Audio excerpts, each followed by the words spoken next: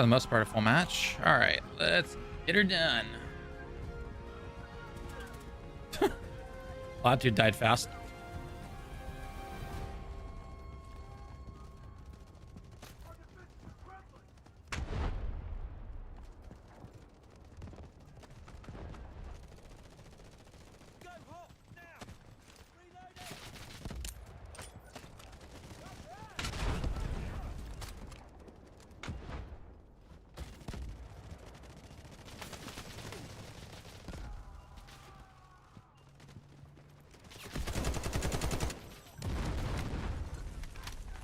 Oh, that's a fun grenade. Ah, move it, move it, move it, move it, move it, move it, move it. Enemy troops assaulting objective Alpha 1. He's on alpha already, people. Come on, it's called defend the point. 20 of you down here.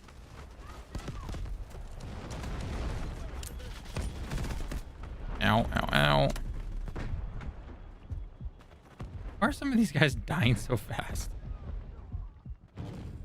Objective Alpha 1 is under attack.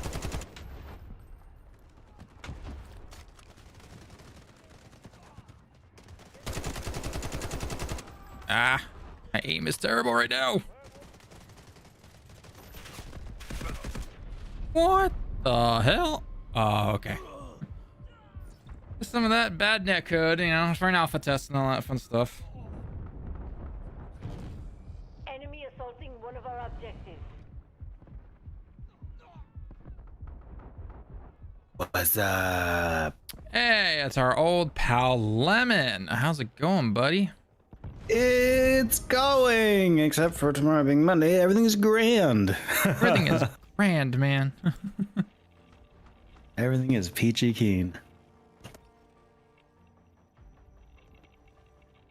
What you playing? More Delta Force. We'll make Did you ever get accepted or no? Or No, they never even got back to me. oh, I've been unloved. Let me tell you. enemy Check my spam folder. Maybe it's in the spam folder. mission is clear. Nope, it's not in the spam folder. ow. Womp womp. Womp womp womp. These things happen.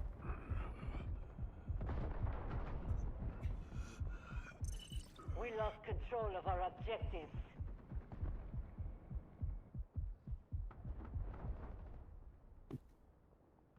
So is the game still good? It's still very fun. I mean, it's an alpha. It still needs some work in terms of the net code, I would say. Oh, can I grab a vehicle? Wait, where's our vehicle?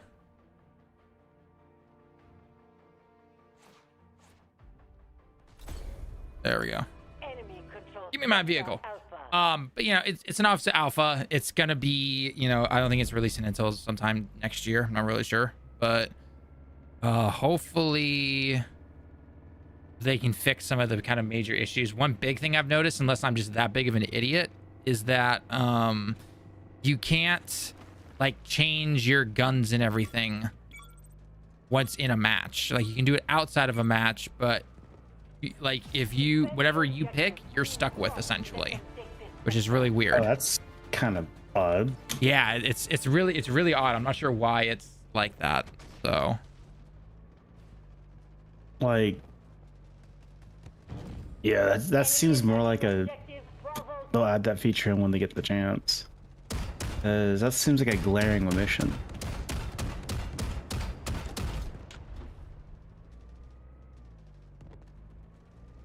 it really does, but at the same time, you kind of would expect it to be there, ready to go. So I don't know. I was expecting a description of how to play Concord and all its features and systems, and I didn't get that either. So. And that was a beta a month before it's supposed to come out. So Yeah, and it was there too. Like there, the tutorial was referenced a number of times in, the how to play section, and Right. I looked for it. I could not find it. It's like I feel like a tutorial should be part of the beta, So I don't know.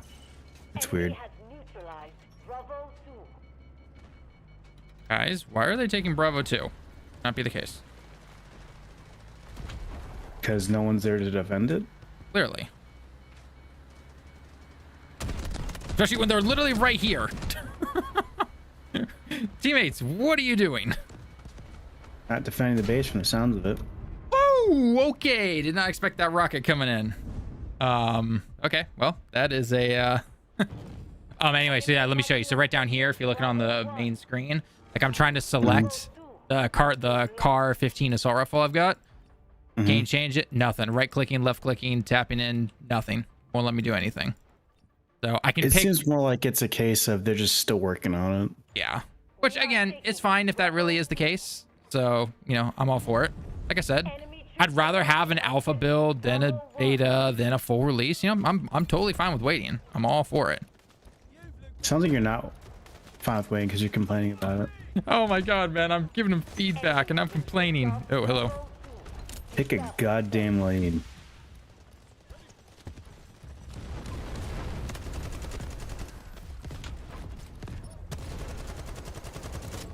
Not sure what's going on there. Why is there not an indicator above the dude's head? But okay.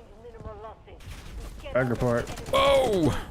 Enemy troops assaulting objective Bravo 1. Ow. There was another guy right there in the corner. Always check your surroundings. Oh, so did you hear about the news? The News. publishers, yeah, tons of news, right? The publishers of PUBG, they bought Yep, Tango I did hear about Gameworks. that. Mhm. Yeah. Rip. So, because they're a, I think, aren't they a Korean company? If I remember correctly? PUBG. I believe they are. I'm like 90% sure on that, unless I'm really that off. PUBG. Defend the objective. I thought it was correct. Let them take this sector. Krafton Inc. is a South Korean video game publisher and holding company based in Dangguseong. Jesus Christ, I cannot say these words. It was created in November of 2018 to serve as the parent company for Bluehole. Bluehole are the makers of PUBG, if I remember correctly. It's a bad name right there. The company has published several notable video game titles, including Terra, PUBG Battlegrounds, New State Mobile, The Callisto Protocol, and Moonbreaker. Ooh, Callisto Protocol. Ooh. You wanted Callisto Protocol to be so I good. did. I want it to be good. Ew. Oh, damn. Brother, ew. Oh, the tank got me. Oh, Moonbreaker's a turn-based strategy. I haven't even heard of it. They never came stateside. They didn't push stateside. I didn't know they did Terra though. I remember Terra. To come out 2011. I mean, yeah, hopefully they at least allow. I'd say this is worse than Microsoft owning them. It's because I at this point I have to look at the article about it. But like, what are they buying? Just the IPs? Because the studio got shuttered. There's no one at the company left, right? No, from what I hear, they've kept the entire team, like the entire company and everything. So if they wanted to, they could make I5 Rush 2. All right, let's see. IGN. No, let's go somewhere better. Ooh, damn! How am I PC still alive? Gamer. Yeah, games industry biz sounds a bit fancier than IGN. Yeah, I mean, All right. IGN likes to make random opinion pieces about how Deadpool and Wolverine didn't learn from the MCU. What's there to learn? I don't How know. to shove a dying franchise into blockbusters? Like what? Like Deadpool is the only interesting thing Marvel has, at least in my opinion. Like I like we it. really I need still to haven't get the seen it sniper. yet. Still to watch it.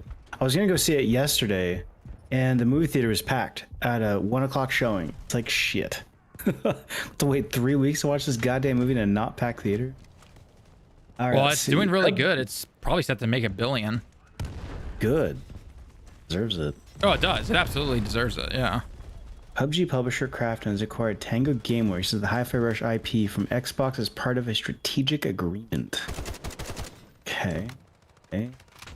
Does this do Enemy attacking expect critical objective Bravo success? 2. Alright, so I got the vehicle hit. Krafton said that the acquisition will have no impact on the availability of Tango's previous releases, and that they will remain available where they are currently. which, okay. The firm said in a statement, this integration reinforces Krafton's dedication to expanding its global footprint, enhancing its portfolio of innovative and high-quality content. Oh, The addition of Tango Gameworks represents a strategic alignment with Krafton's, not Krafton's, mission to push the boundaries of interactive entertainment. Doesn't talk about them keeping peace though. Right. All right. Let's try GameSpot. Enemy troops assaulting objective Bravo 2.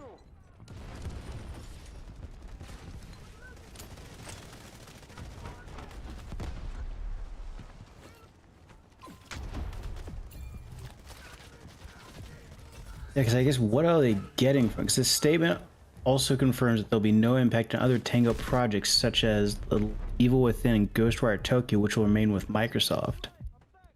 So all Krafton got was Tango Gameworks and the Hi-Fi Rush. Hi-Fi IP, Rush, yeah. which I guess of the franchises that are owned or made by Tango, that's the one that seems most likely very lucrative to a gacha game. So How do you make that into a gacha game? That's my question, though. I mean, how does anyone do it? Through sheer greed in the boardroom. I mean, you're not I don't know, wrong. songs or you're something? not wrong there. Who knows? I mean, because Enemy troops it's a low hanging fruit. This publisher, like I mentioned, has done a number of different games. Right. But those games are multiplayer. I think this is the first one that's not going to be multiplayer. Right, exactly. So Yeah, because it was Terra's MMO, PUBG's massively multiplayer. New State what the Mobile heck? is a mobile Oh, game behind for the us, name. guys, behind us. Oh, New State Mobile is effectively PUBG. Okay. Callisto Protocol is a single player game. Okay, so I guess there are some. So they're trying to branch out into games that aren't Well, I mean, necessarily. that's not the first time. It's not, everyone like kind of squealed when the makers of Stellar Blade, were saying they're making a single player game, and the only thing they were known before was their gacha games, essentially. That's all they were known for. So I'm not, it's been actually kind of reported that, oh shit, a lot more Korean developers are trying to branch out into the single player and not just simply gacha stuff, or using that gacha money to then, oh, he was behind me, using that gacha money to then make single player games to be able to branch out and everything. So I mean, if they do that and they do something like what we saw with like Stellar Blade, I'm 100% for it. I'm okay with them having Tango, especially if they let them make Hi-Fi Rush 2, because I know Bobby will absolutely love that game. It's his favorite game. It's his favorite game of all time.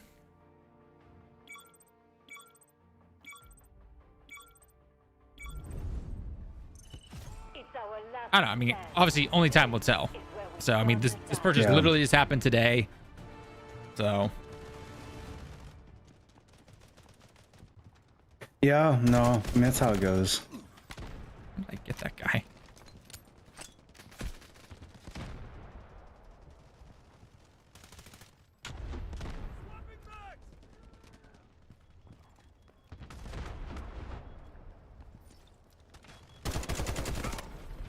Ow.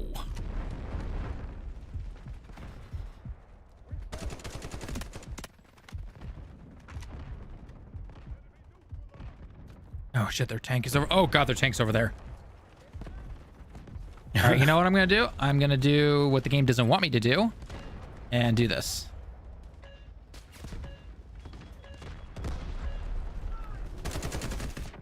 No, seriously, the guy behind him. Oh, come on. The bullets were supposed to go through people and get double kills and everything. That didn't go the way I wanted it to. The flank didn't work out. Womp womp. Womp womp womp. I just want to get the tank. That's all I want to do.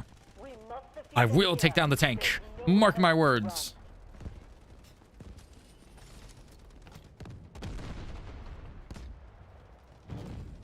Enemy troops assaulting objective Charlie 1.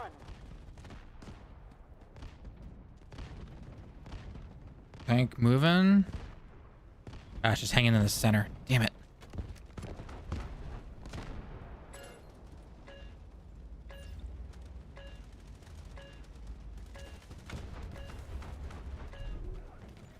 The enemy is weakened, but we can't let them break through.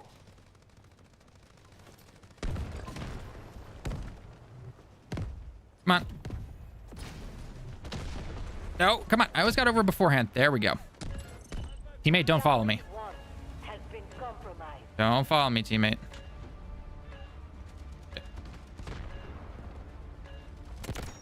Stay What? information. No! I was in the area! No! Come on! What the F was that? There's a delay on the stream, so I hear you just... Yep. Dude, what the... Come on! Enemy control. I had the perfect flank to get my rocket launcher out, take the tank down, and... Ay, ay, ay. Oh, jeez. Thanks for the heal, I guess. Damn.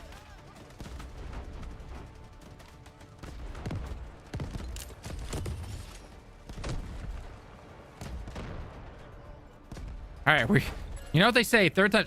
nope. You know what they say, third time's a charm. They do say that, yes. Ah, crap. But is it actually the charm? Hey. No! No! Where was he? Dude, no. Just popped his head up. No. That doesn't count because it wasn't the out of bounds that got me. You sure about that? I will persist. I will make it. Come on, teammate. Get out of combat. You know, I do give them props for that little detail on this little map when you're trying to spawn in. They actually show like where explosions are and everything. I give them props for that. That's kind of cool. I give them props. No Battlefield map has ever done that. No.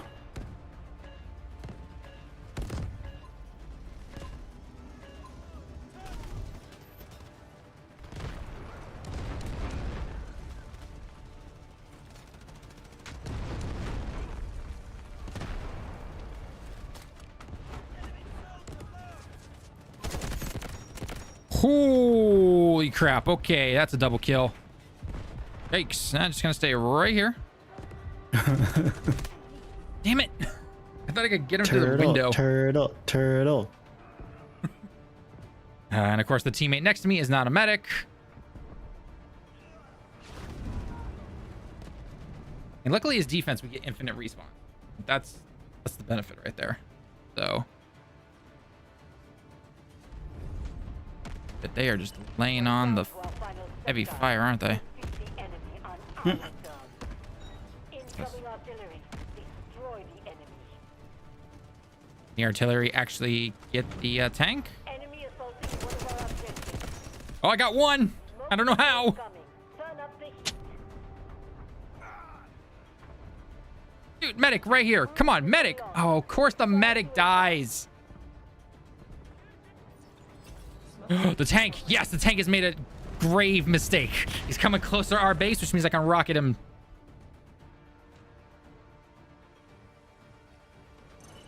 We lost control of our objective. Stay there, tank. Just perfectly still. Don't move at all, you know, just like a normal tank would. It's our last stand. This is where we turn the tide. Crap, we have to get that fast.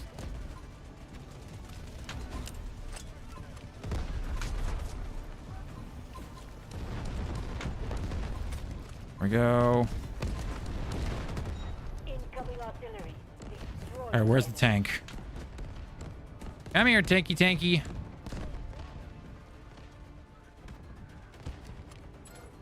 All right, I don't know where the tank is, so we're gonna try this one final time.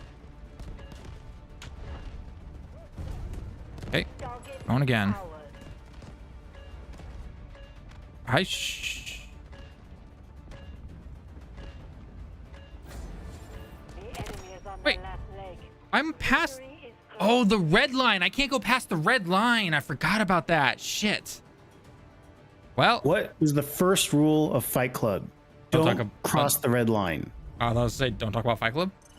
It's our last stand. No, that was the second rule. Is where we done the die. We are moving to attack Charlie 1. Oh, okay. Smoke support coming. Turn up the heat.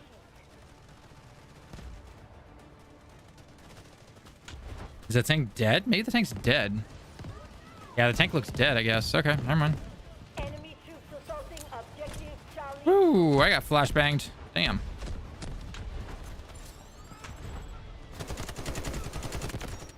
Down, son. Cruise missile launched. Prepare to advance. Cruise missile was launched. Lovely. Is this like a kill streak kind of thing, where it's like It's not really bad kill news? streak, so Success. I don't know exactly how it's done, but so do you remember medals from Battlefield? Like if you capture a point 3 times and you got like a conquest medal or a little ribbon, I should say. Remember the ribbon system? Remember that?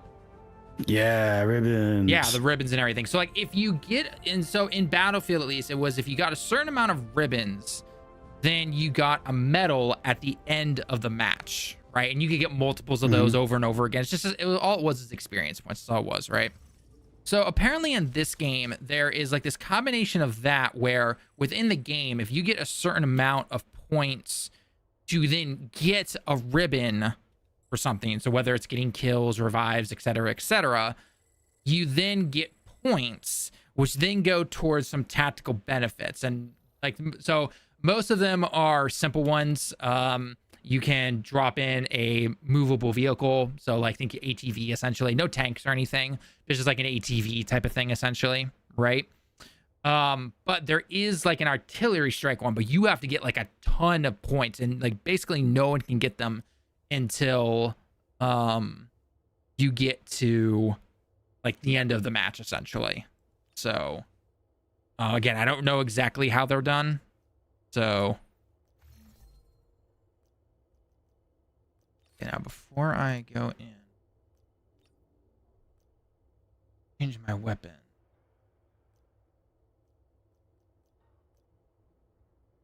August a little.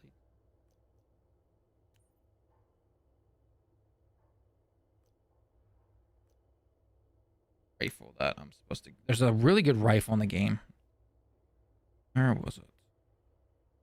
How do you know if it's good or not, though? If it's locked.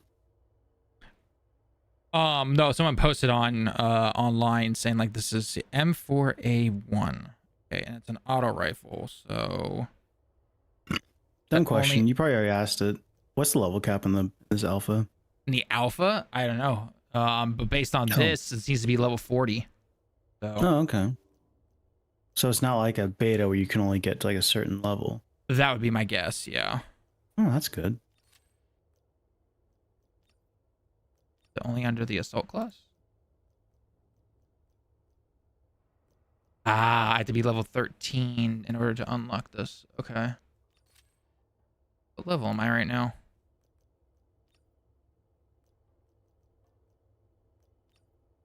I am level... I don't actually know. Take it. Ranked.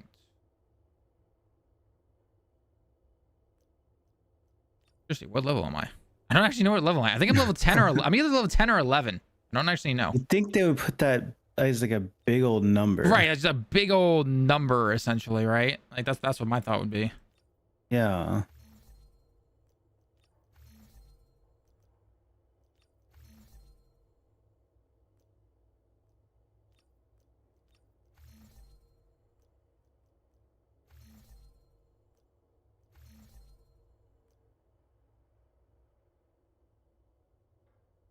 Oh, I'm not even there yet.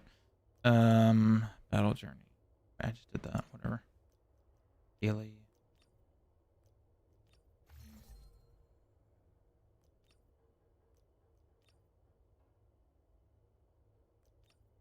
Seriously, what? There's got to be it. Whatever. Let's start next match. Whatever. Again, we're just one of those quality of life things I'll most likely put in later.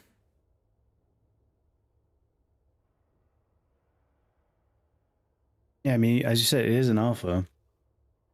One thing I am impressed with is that finding matches is really not that long, which is good. Oh, that's good.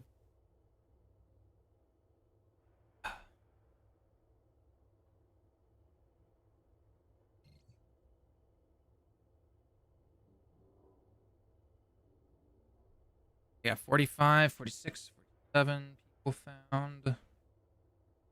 And again, servers are 64 players, so I mean, and the fact that this is an alpha, I'm surprised at how easy it is to find matches, especially at it's Sunday at almost 9 p.m. Sunday time, US. I mean, I'll take it.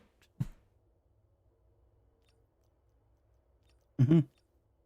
Not too shabby.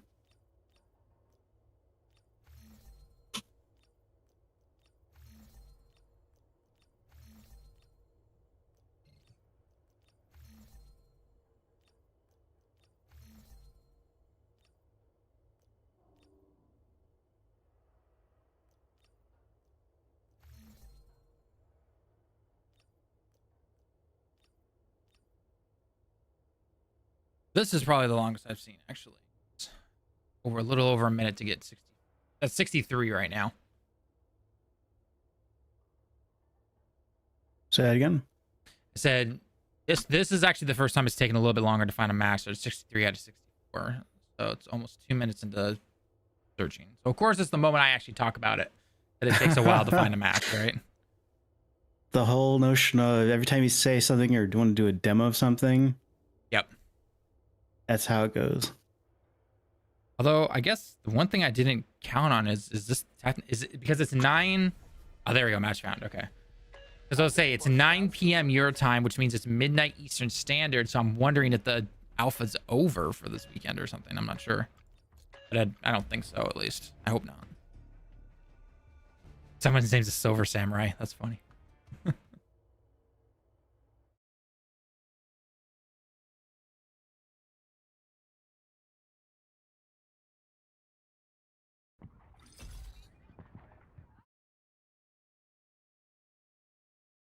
Oh, let me ask you a question. Just let me read this to you, and I want your raw reaction from it. Okay.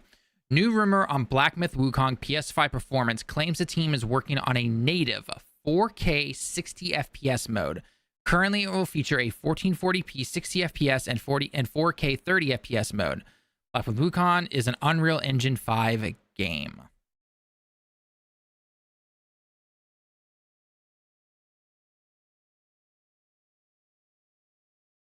Yeah. Wait, say that again.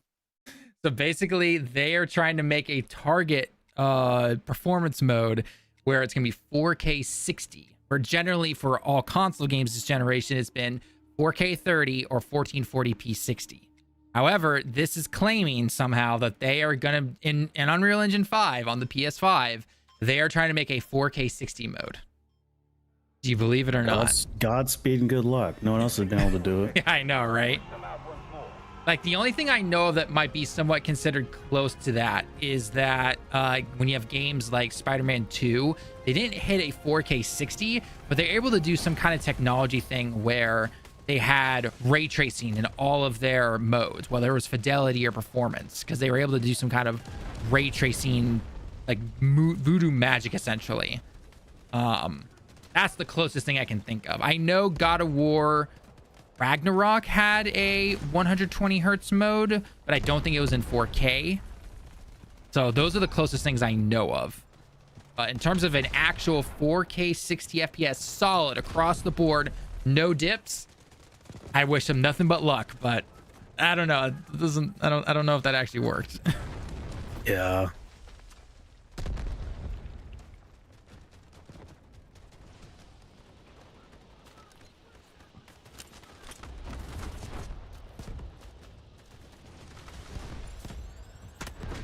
I got it. Oh, that grenade. That was a grenade.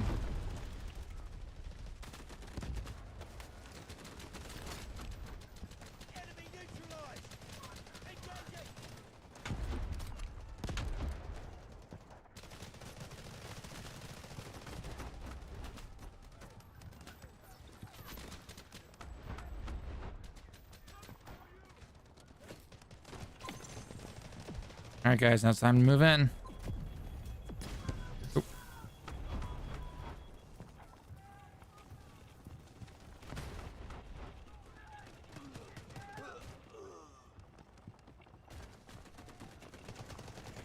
Our forces are moving to attack Alpha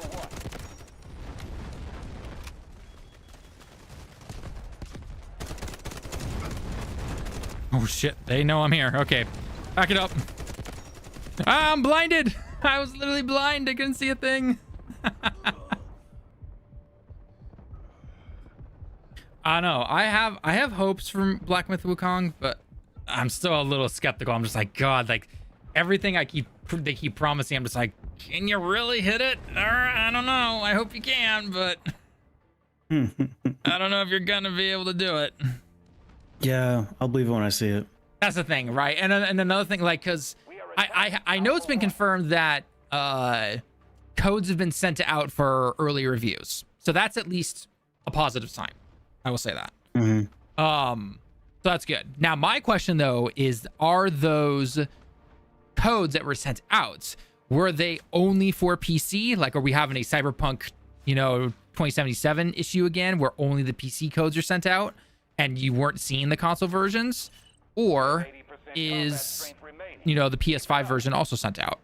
So, because we know, because they kept saying that Sony has been a big help in terms of working on certain things. So if that's the case, and both PS5 codes and PC codes, and reviewers can use whatever they want, and they can, maybe some story stuff they don't show off, but they can show up, gameplay wise, anything, then that's a good sign, I think.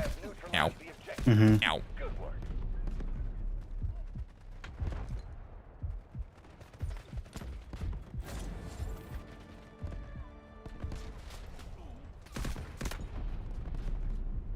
I actually get this.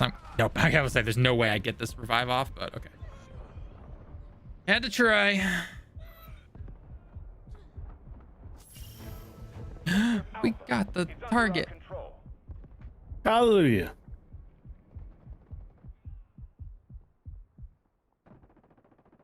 I did just find out, however, though, that Gamescom, they're opening,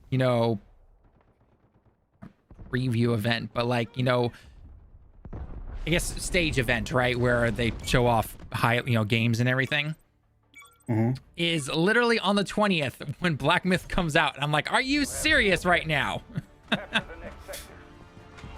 First it's that timing's not excellent. Well, first it's that, and then literally TGS starts the day that the new Zelda game releases. I was like, are you kidding me? I mean, that's good. I mean, they could just show it off days of, though. I mean, like the game came out, run some hardcore advertising at the conventions. That's just good advertising. Just good Not for me, because I had to go to TGS. You don't have to. You're choosing to. There's a difference. You could stay home and play Zelda. You're just taking one for the team. I'm gonna make sure Bobby does all the Zelda stuff. He's gonna be playing it. Yeah, I know. Yeah, he's got to play it and then make content on it. But I don't think he's gonna be. What I'm saying is, it's gonna be a couple days, I imagine. Oh, I imagine. Oh, I got one thing.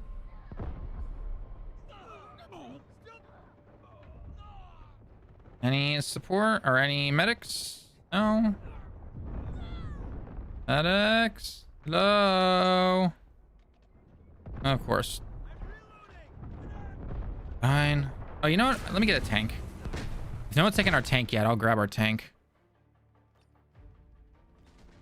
Damn it. Someone got our tank. Oh, is the tank dead or is it alive? Oh, geez, our tank's way in the back here in the corner. Jesus, all right. Well, thank God it has treads and moves pretty quickly. Take your new objective. Allegedly. Push them out once more. Enemy has been pushed off Bravo 1. Proceed with caution.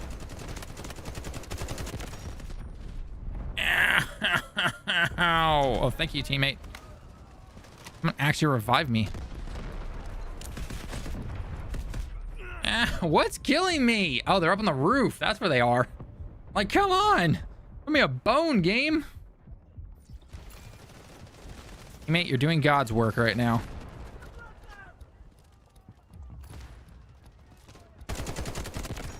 Got you. Oh, crap. Terrible aim. That was just terrible aim on my part. All right. Yep. I deserve that. Team, we have captured the target. Medic? Yes? Medic? No, the medic died. Curse you, enemy team. How dare you kill our medic? Don't you know the rules?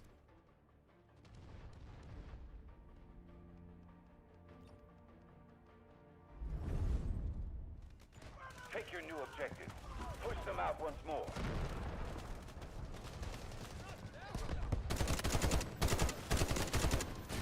Got some hits. Come on, guys.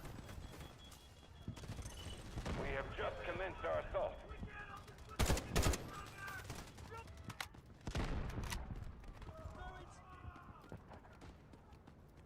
We go over here? I guess we can. Okay.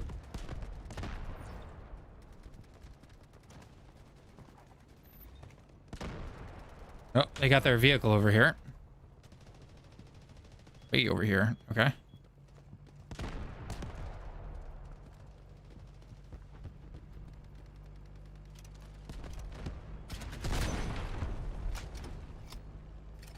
Wonder if he's gonna hop out. He's gotta hop out, dude. No way you stay in the tank. Your luck, probably not gonna work out though. He's probably gonna hop out, and then somebody's gonna pop up, shoot you, and he's gonna drive away. I can feel it. Huh? Apparently not. All right, never mind. Smoke deployment in progress. Proceed with caution. I want to know where the person was that hopped out. That's my question. Tank, push up and help us. Smoke screen support ready.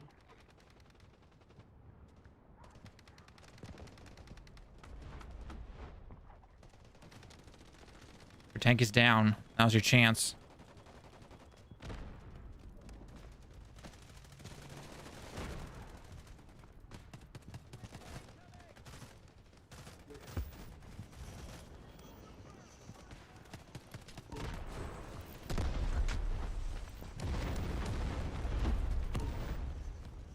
Yep, I'm not liking the static.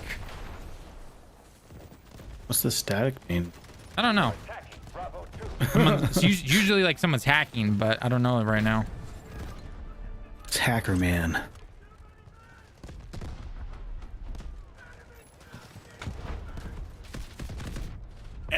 Ow, that dude beamed me.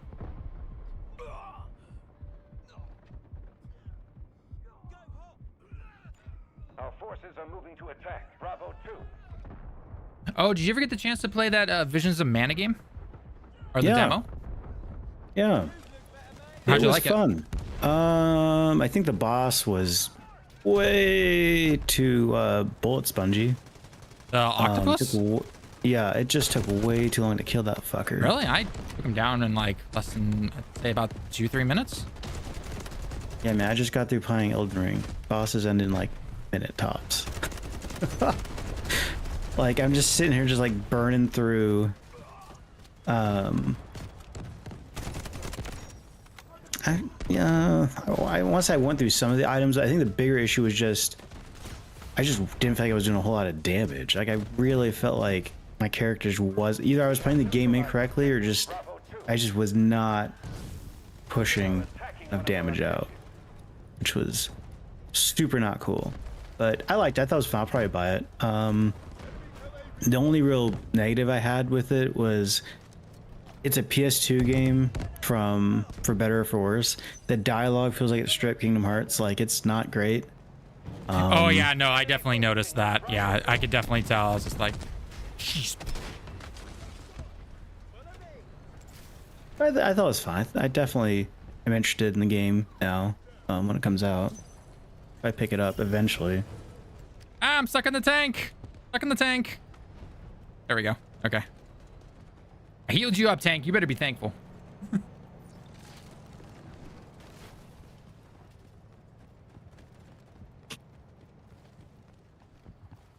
Yeah, I think the only thing I personally didn't like about it, and again, like you stated, it definitely felt like, again, that kind of PS2 era style of game for better and for worse. Is some of the menus were a little like not overly crowded, but like it took a while to get to certain things sometimes. So for example, like when you got new armor and everything, or new weapons, like if you bought it or you found it outright, it allowed you to attach it automatically. But I like to look at, you know, what the details were and everything. But in order to look at, say, for example, some of like the magic attacks, which you could then switch between characters if you wanted to and everything, you had to like click on the character, then you had to scroll down on like the side of the screen where all of like, you know, items and armor and all that stuff is. Click on it, and then there's like within that, like we'll call it the magic section of your character, essentially, right? There are like 3 sections where you can look at like, you know, all magic that you can possibly use, magic you're currently using, and then in order to like remove it or attach something new or anything like that, you had to go over to like a 3rd section of it. Or it was really weird. I was like, I hope that's fixed if possible. I doubt it, because, you know, the game's about to come out, but I don't know, this is just something I personally noticed.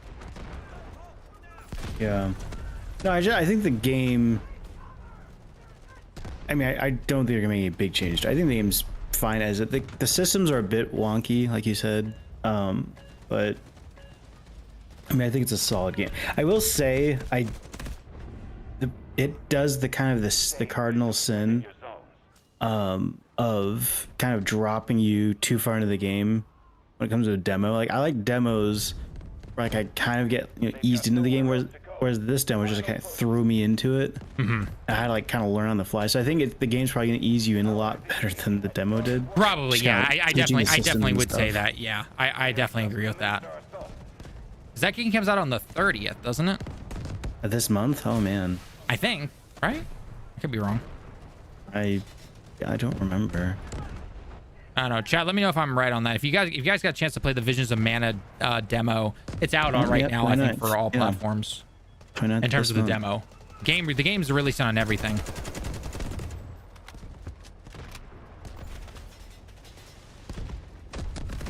Yeah, I was an idiot for trying to revive our teammate. Oh, the guy's way over there. Damn. Oh, shit. Targets will be neutralized.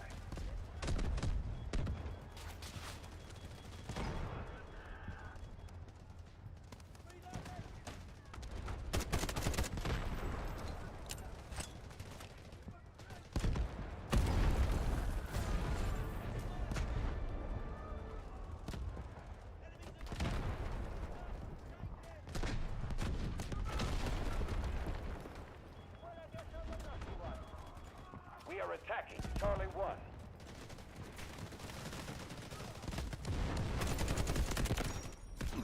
No, I got behind the barrel. No, come on.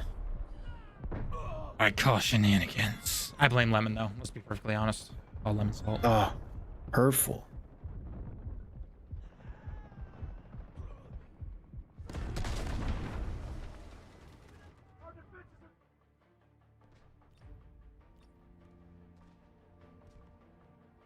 We are attacking Charlie 1.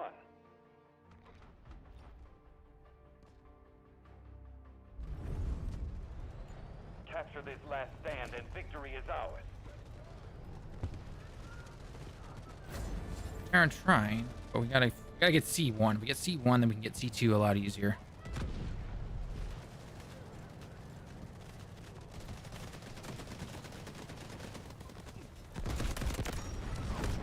Of course, I got that guy. Oh, tank, right on. Come on in, tank. Ow.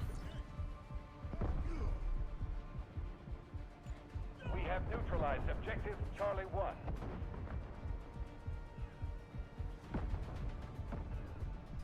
There we go. Got all these medics around me, and yet no one's coming for me.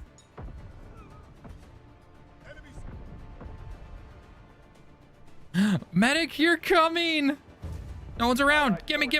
Let's go. Yeah, let's go. Oh, God. Oh, he survived. Enemy focusing on Charlie 1. Okay, we got C1. This is command. Did we win? In all objectives. All right, let's go. There's a victory right there. Standing performance. Love to see it.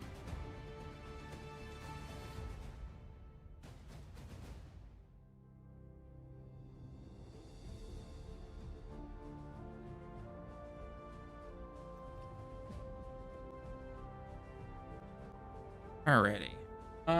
Did you see the articles that I posted in the chat earlier? I did. Okay, why don't we go ahead and start on some of those things? I don't want to keep you up too late. Oh, it's already 9:30 your time. Okey-dokes.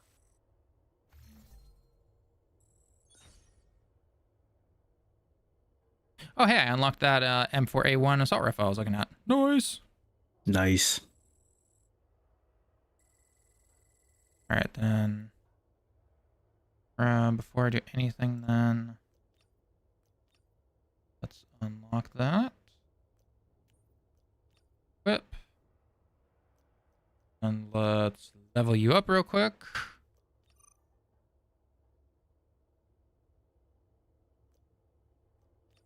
Upgrade.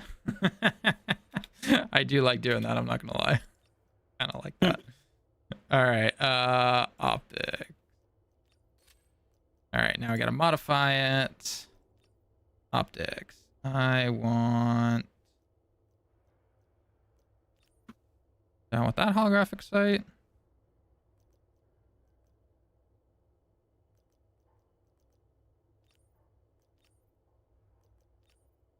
Probably that one. Yeah, I think that one. No, actually this one. This is the one I want.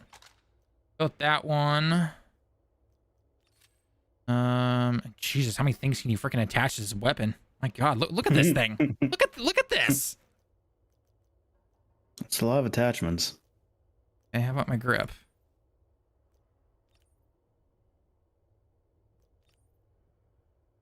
People like this thing. This thing's gonna be a freaking laser beam.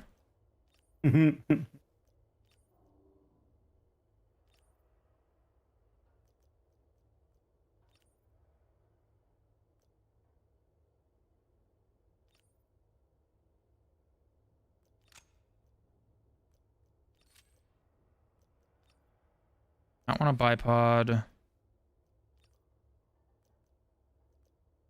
I don't really need any flashlights or anything.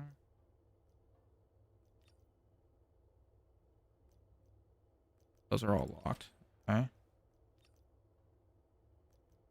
Don't need a long barrel. This is all kind of the same stuff, but okay.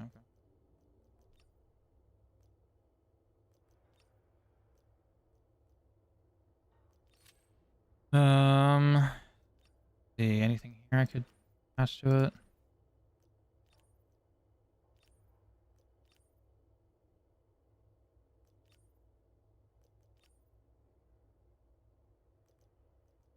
I'll install you for right now. Stock. Oh, another grip. Geez, another grip on this thing. My God.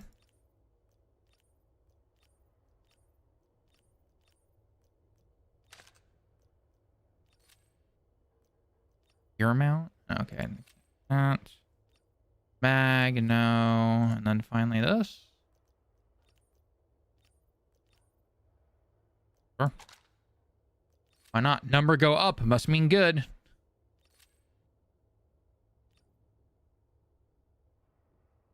Big number good. Big number go up. Big number good. Okay. Set up then for some good old chatter. If you ask any old gamer back in the day, what was his favorite game? And by old days, I mean 2015, technically. Then more likely than not, you're going to hear about a little game called The Witcher 3. The Witcher 3 is just, it's an amazing game. If you haven't played it, what is wrong with you? Go play it. Yes, it came out in 2015, but guess what? It puts a lot of games, even to this day, to shame. Single player, tons of content available, not to mention the expansion that was released. You play it on PC. There are tons of mods for the game, which just make it infinitely better. And it holds up to this day, in my personal opinion. Not to mention the fact Yeah, sorry. Not to mention to the fact that it actually has now sold 50 million units as of March 2023. And FYI, the time of this recording is August 2024. So I'm sure it's sold even more. Again, you can find it on sale on Steam, on PlayStation, on Xbox, you name it. I think you might even be able to play it on the Switch. I could be wrong on that, but regardless, you can pretty much play it anywhere. So bottom line, The Witcher is an amazing game. So when you hear something like The Witcher 4 is going to be, made and everything, everyone is super stoked. And one of the cool, interesting things about this is that it's actually using the Unreal Engine 5. Now, the reason for this, I think, is because they've actually taken the Red engine that made The Witcher 3, and they really toned that to the Cyberpunk 2077. So probably trying to tune it back towards The Witcher might not be the easiest thing. But they've also commented themselves, aka CD Projekt Red, who are the makers of The Witcher 3, Witcher 4, and Cyberpunk 2077, which, by the way, if you haven't played that game, definitely go try it out. Obviously released in a terrible state, but it's actually really good right now. But they've actually talked about how there's a lot of stuff with Unreal Engine 5 that's being custom built for them when they're, I guess, talking with Epic and everything to make this, I guess, next game really stand out graphically and feature and all that kind of stuff. So apparently, whatever they're working on when it comes to Unreal Engine 4 or Unreal Engine 5, it's going to be working out really well.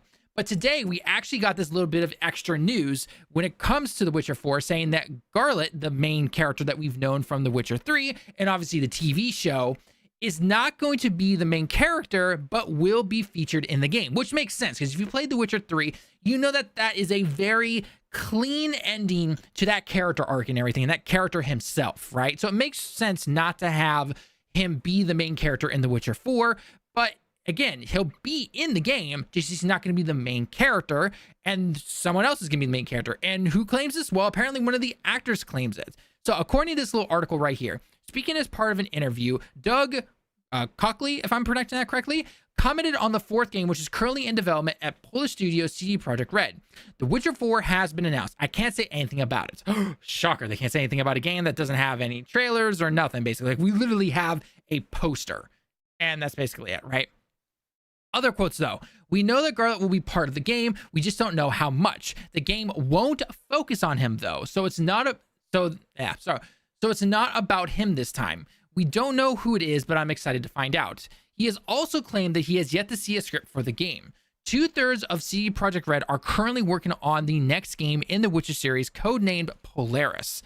As revealed during an earnings conference in the publisher's FY of 2023 earnings in March 2024, the development team now sits at 403 people working on this game. So they're almost in full swing in terms of trying to make this game and everything, which is definitely really cool. There have also been some rumors, apparently, that we'll be playing as this particular female character right here instead of Garlet. Obviously, that makes sense if he's not going to be the main character and everything.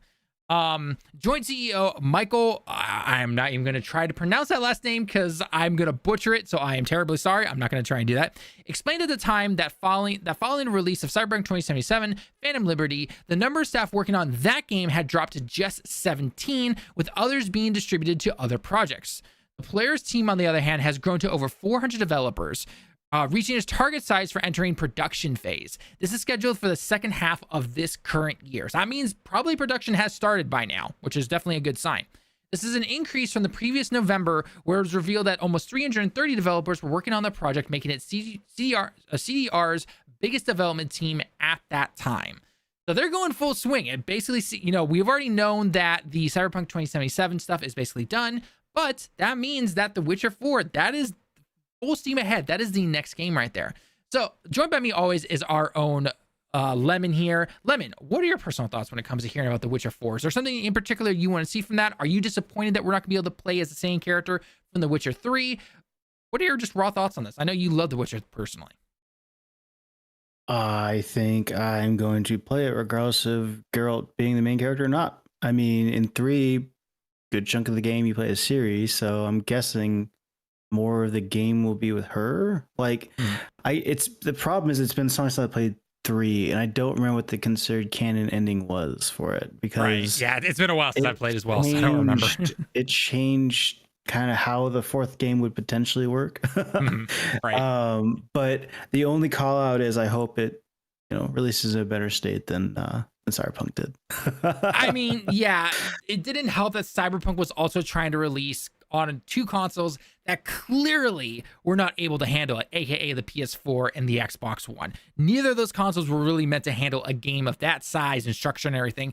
Not to mention the fact that the higher ups at CDR definitely were just like, yeah, let's just release it, even though it's in a crappy state right now. And that has definitely come back to bite them in the butt. I will give them props though. They didn't just drop the game, unlike tons of other games in the past in terms of other publishers and everything.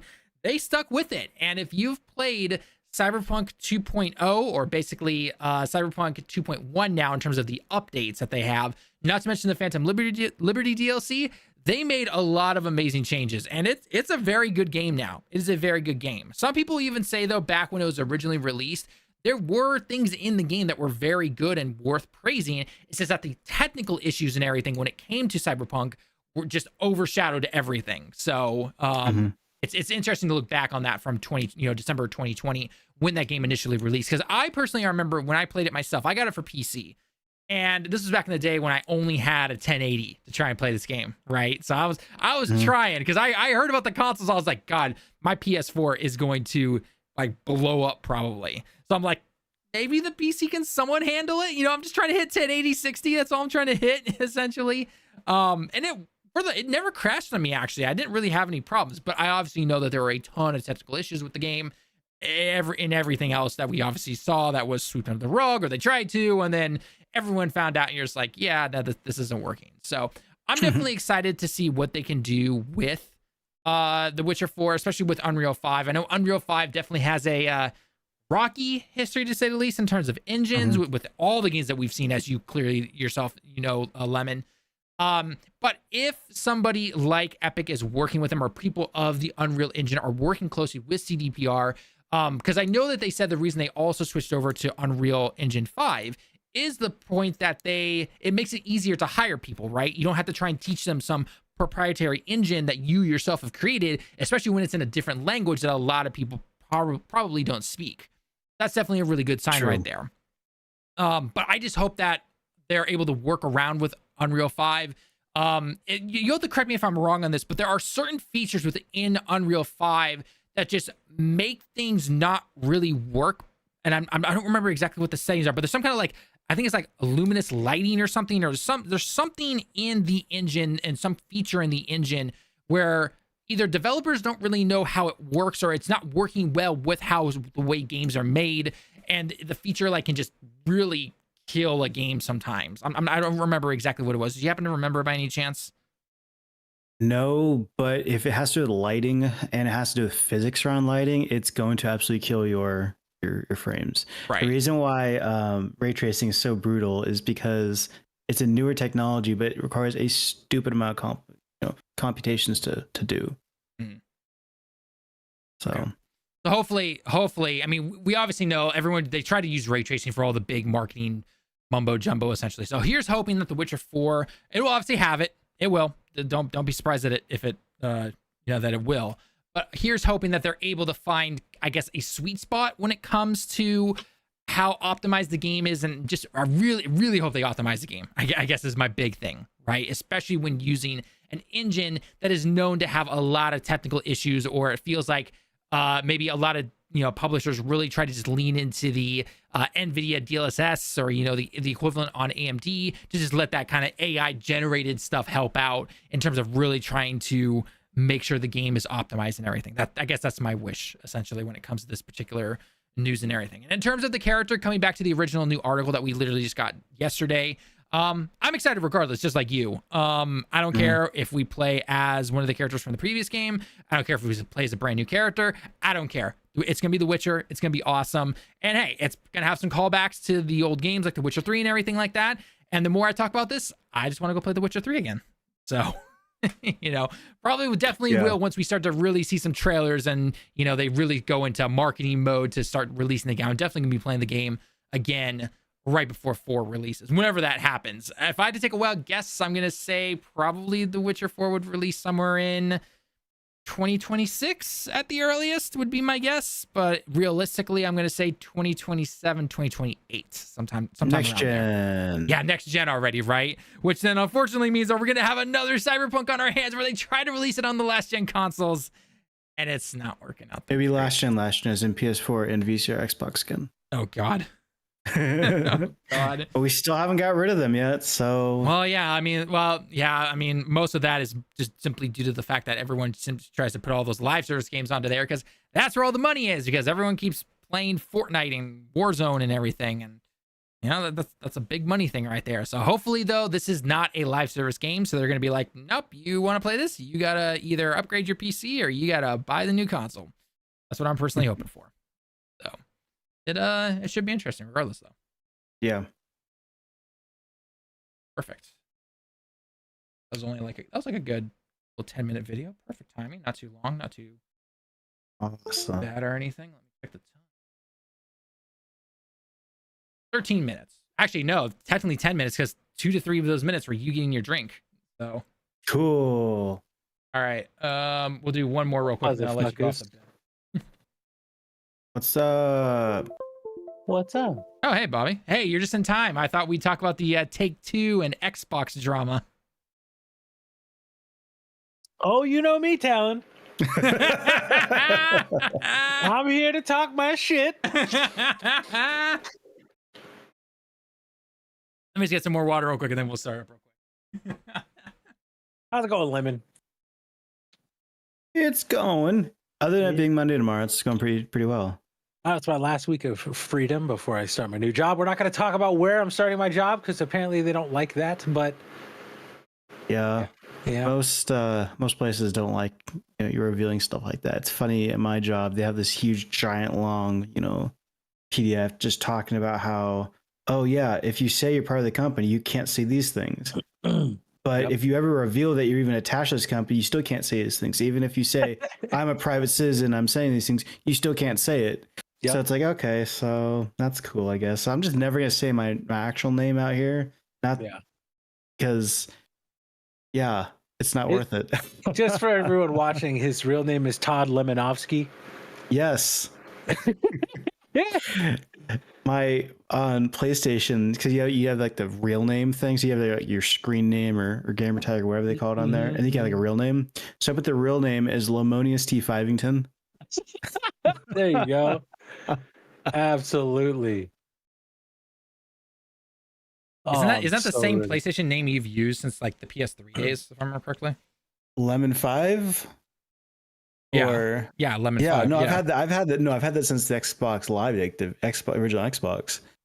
And what's funny is, so I had my own account. I bought it, Xbox Live, the original one, and my brother and I would use it. And then I think he had the 360 and I had the PS3, and he just kept using the 360. And so he effectively took my account over, the Lemon 5 account on Xbox Live.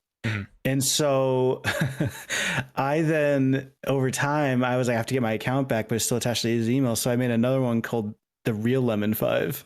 The real Lemon 5. Eventually, I think I did get no, I take it back. He still has the original Lemon 5 on Xbox Live. I think I've just kept the real Lemon 5. Okay. And just kept with it. Did you want to I mean, we don't have to do it with Lemon because I know he's probably got to go to bed. But did you want to discuss the Tango info, the Tango news? We talked about it a little bit on stream, and I caught some clips of it and everything. Okay, that's fine. All So- I'm gonna say is that what's his name? The game director for Hi-Fi Rush. His tweet had more likes than people finished that fucking game. So, like, and. Yeah, the other thing is with that, I was just like, where are they gonna put the loot crates, man? Like, we were talking about that. It's like, how are you gonna game it? How are you gonna put gotcha shit in there? The only thing was that I saw. I don't know if this is true or not or what the case is, but I heard that they've apparently kept the team around. Yes, that's what I've heard. Yep. Yeah. So if they wanted to, they could pitch a new game. If they'll be allowed to, I don't really know. But regardless, it's not like they bought the Hi-Fi Rush IP, so I would fucking hope they'd be continuing that. But again, the question comes down to it's Crafton. Yeah. So what kind of hyper monetization are they going to put in there? Well, and then 'Cause one they thing, will. and one thing I mentioned with Lemon was that, you know, because they're based in South Korea, right? And we've been kind of seeing this trend where a lot of these publishers from South Korea, they've mostly been known for gacha games and mobile games and everything, but now they're trying to break into the single player and console space essentially, right? So, oh yeah, like Stellar Blade, right? right, exactly. So if they have bought Tango and they allow them to make, let's just say they make Hi-Fi Rush 2 as an example, they allowed them to make that very similar to how the publishers of Stellar Blade and everything, then hey, I'm all for it. You want to have your mobile stuff over here and you've got your real good console stuff over here and you keep them separate completely, I'm 100% okay with that. 100% fine with that. But again, it's just one of those things that we'll have to wait and see what's going to happen, I think. Mm-hmm. I hope for the best. I really do, but it's Kraft, and I don't fucking trust those people. PUBG is I mean, awful now. Oh my god. God, I think I haven't touched PUBG and I think Lemon and I played it back in like 2019. The wildest thing about PUBG, is that PUBG has been out for 8 years, and nothing about PUBG has evolved except for the monetization. Like literally the only thing they've actually put work into is like, okay, so the guns still have fucking hit registration issues. There's still rubber banding everywhere. It looks like ass. Like the draw distance is still dog shit. And yet like there's just, oh, you can buy skins and you can buy loot crates and you can buy keys to open those loot crates if you want to open them. Like, fuck you off. Like, Jesus. It's at 198,000 players right now. 24-hour peak is 677. Damn. From my understanding, a lot of that is they have a very large Chinese player base. I'm not surprised. I am absolutely not surprised at all. Yeah. China number one. I mean, here's Max. Number one is hard to say. Yeah, you don't. So again, because I'm a degenerate and a weirdo, I really enjoyed the lobbies of PUBG. Just a bunch of people screaming effectively. It made me nostalgic for Call of Duty lobbies, and they'd always yell China number one. Among a bunch of other things I'm not going to repeat because I don't want you guys to get demonetized, but that was one of the funnier ones to me. I appreciate that, Lemon. I appreciate you looking out. You're more than welcome to text us that later, though, exactly what they said, because I would love I'm trying to find the video because I feel like you and I streamed it, Talon. Oh, God, we did stream that all those years ago, didn't we? God, that was back when I think when I started. Wait. Oh, excuse me. Yeah, God, I was still living back down in West Japan, like Kansai area. Damn, that was so long ago. You're old man. Don't remind me. 33. What am I gonna do, right? You get older, like the rest of us. Unfortunately. That's what you're gonna do. Hey, you're younger than I am, so you know. I know it's only about like a month and a half or so, but you know.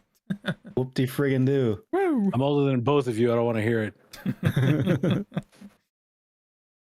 Don't worry. I just go with what my sister says. The 30s are the new 20s, so they really are. I stick with that. All right, you guys ready to go then? I'm ready to go if you guys are, because I don't want to keep Lemon up too much later, because I know it's almost 10 p.m. All right.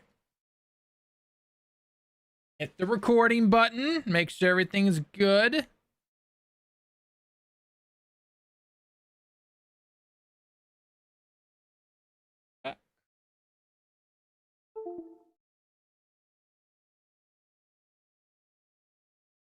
Going perfect. Okay, no messing up here or anything, or you know, this could be a real funny recording. Is the way I'm going to. Okay. Okay, here we go. Probably one of the biggest hyped games coming out in 2025 is going to be GTA 6. You ask almost any gamer online, you talk about anything coming out next year who is not a fan of one particular type of genre, and they are going to be saying, yeah, I'm ready to see what GTA 6 is going to look like. And to be perfectly honest, if you asked me that, I'd probably say it's going to be GTA 5, but prettier and different city and different characters. Like that's essentially what it is, right? But you know, like the old saying goes, if it ain't broke, don't fix it, right? It's like those people who got mad or upset when a game like God of War 2018 going to Ragnarok didn't drastically change. And I'm like, why would you expect that? But regardless, I'm getting off topic though. One of the biggest games, as we all know, is going to be GTA 6. And recently, the CEO of Take-Two, the publishers of GTA 6, have come out saying that they still won't put AAA games on the subscription services on day one at launch, which, if you know, is basically a stab at Xbox Game Pass and then putting games like Black Ops 6 onto that service right there. And damn, did the internet have some fun with that. I mean, this is literally saying the quiet part out loud, essentially, when it comes to what a lot of us are thinking. Now, if you don't know, Game Pass has had some ups and a lot of downs recently, with everything from the price changes that we've seen. We've covered all of that on the channel, by the way. If you haven't seen those, go and check them out. But there's been a lot of price changes. They've actually taken away some of the tiers of Game Pass, and now to get day and day, so basically brand new games on the day that they release on Game Pass, you have to be an Ultimate subscriber. Anything else below that, you don't get day and day. And one of the biggest games coming to Game Pass this particular year in 2024 is going to be Call of Duty Black Ops 6. And there's been a lot of talk around the internet saying, like, they're kind of damned if they do, damned if they don't. If they don't put Call of Duty on to Game Pass, then that is a bunch of broken promises that the Xbox community is going to feel. However, if they do put it on there, which, by the way, they are doing it, then that is a lot of potential lost revenue right there. Because what's going to happen, right? Obviously, your diehard fans are going to buy the game because that's all they play for year in and year out, and that's just going to stay the same thing. But the hope, obviously, is that having this on Game Pass day one is going to drive the subscriber numbers up, and obviously Xbox wants those to stay there.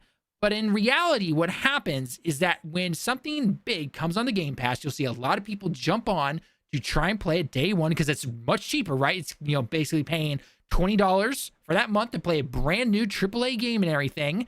And then a month or two later, they just cancel it. And then those numbers go down and everything. We started the exact same thing with Starfield and everything. And then the numbers went down. They still try to spin it that it's going this way.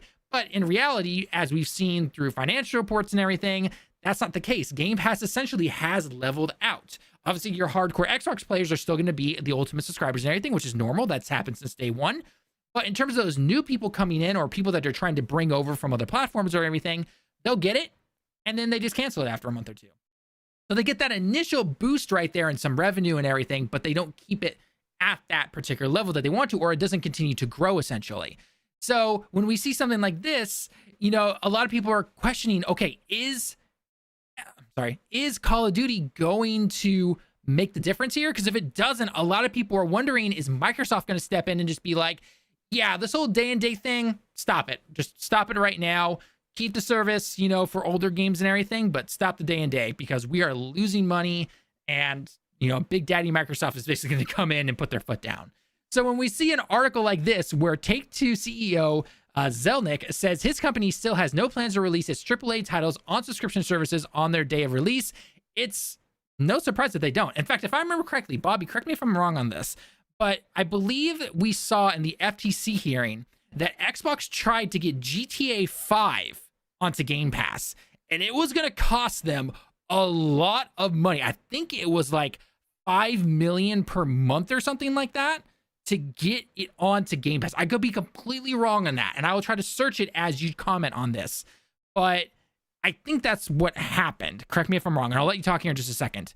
But one thing I will note right here says, he quoted by Zelnick himself, he says, I think that offering a frontline title with a premium price in a subscription service day and date will push consumers to that subscription service for at least a period of time. However, when asked whether it would change whether it would change how Take-Two views putting day or one game on subscription service, he's replied, no, it won't affect our decisions because our decisions are rational. Insert burn mean there, editors galore. So, Bobby, what are your personal thoughts on this? I want two things from you. A, what are your personal thoughts on this? I kind of already know, but just for the viewer's sake. And two, Did they try, if I'm remembering correctly, did they try to get GTA 5 on the Game Pass and it was going to cost a shit ton of money? Go. Oh, yeah.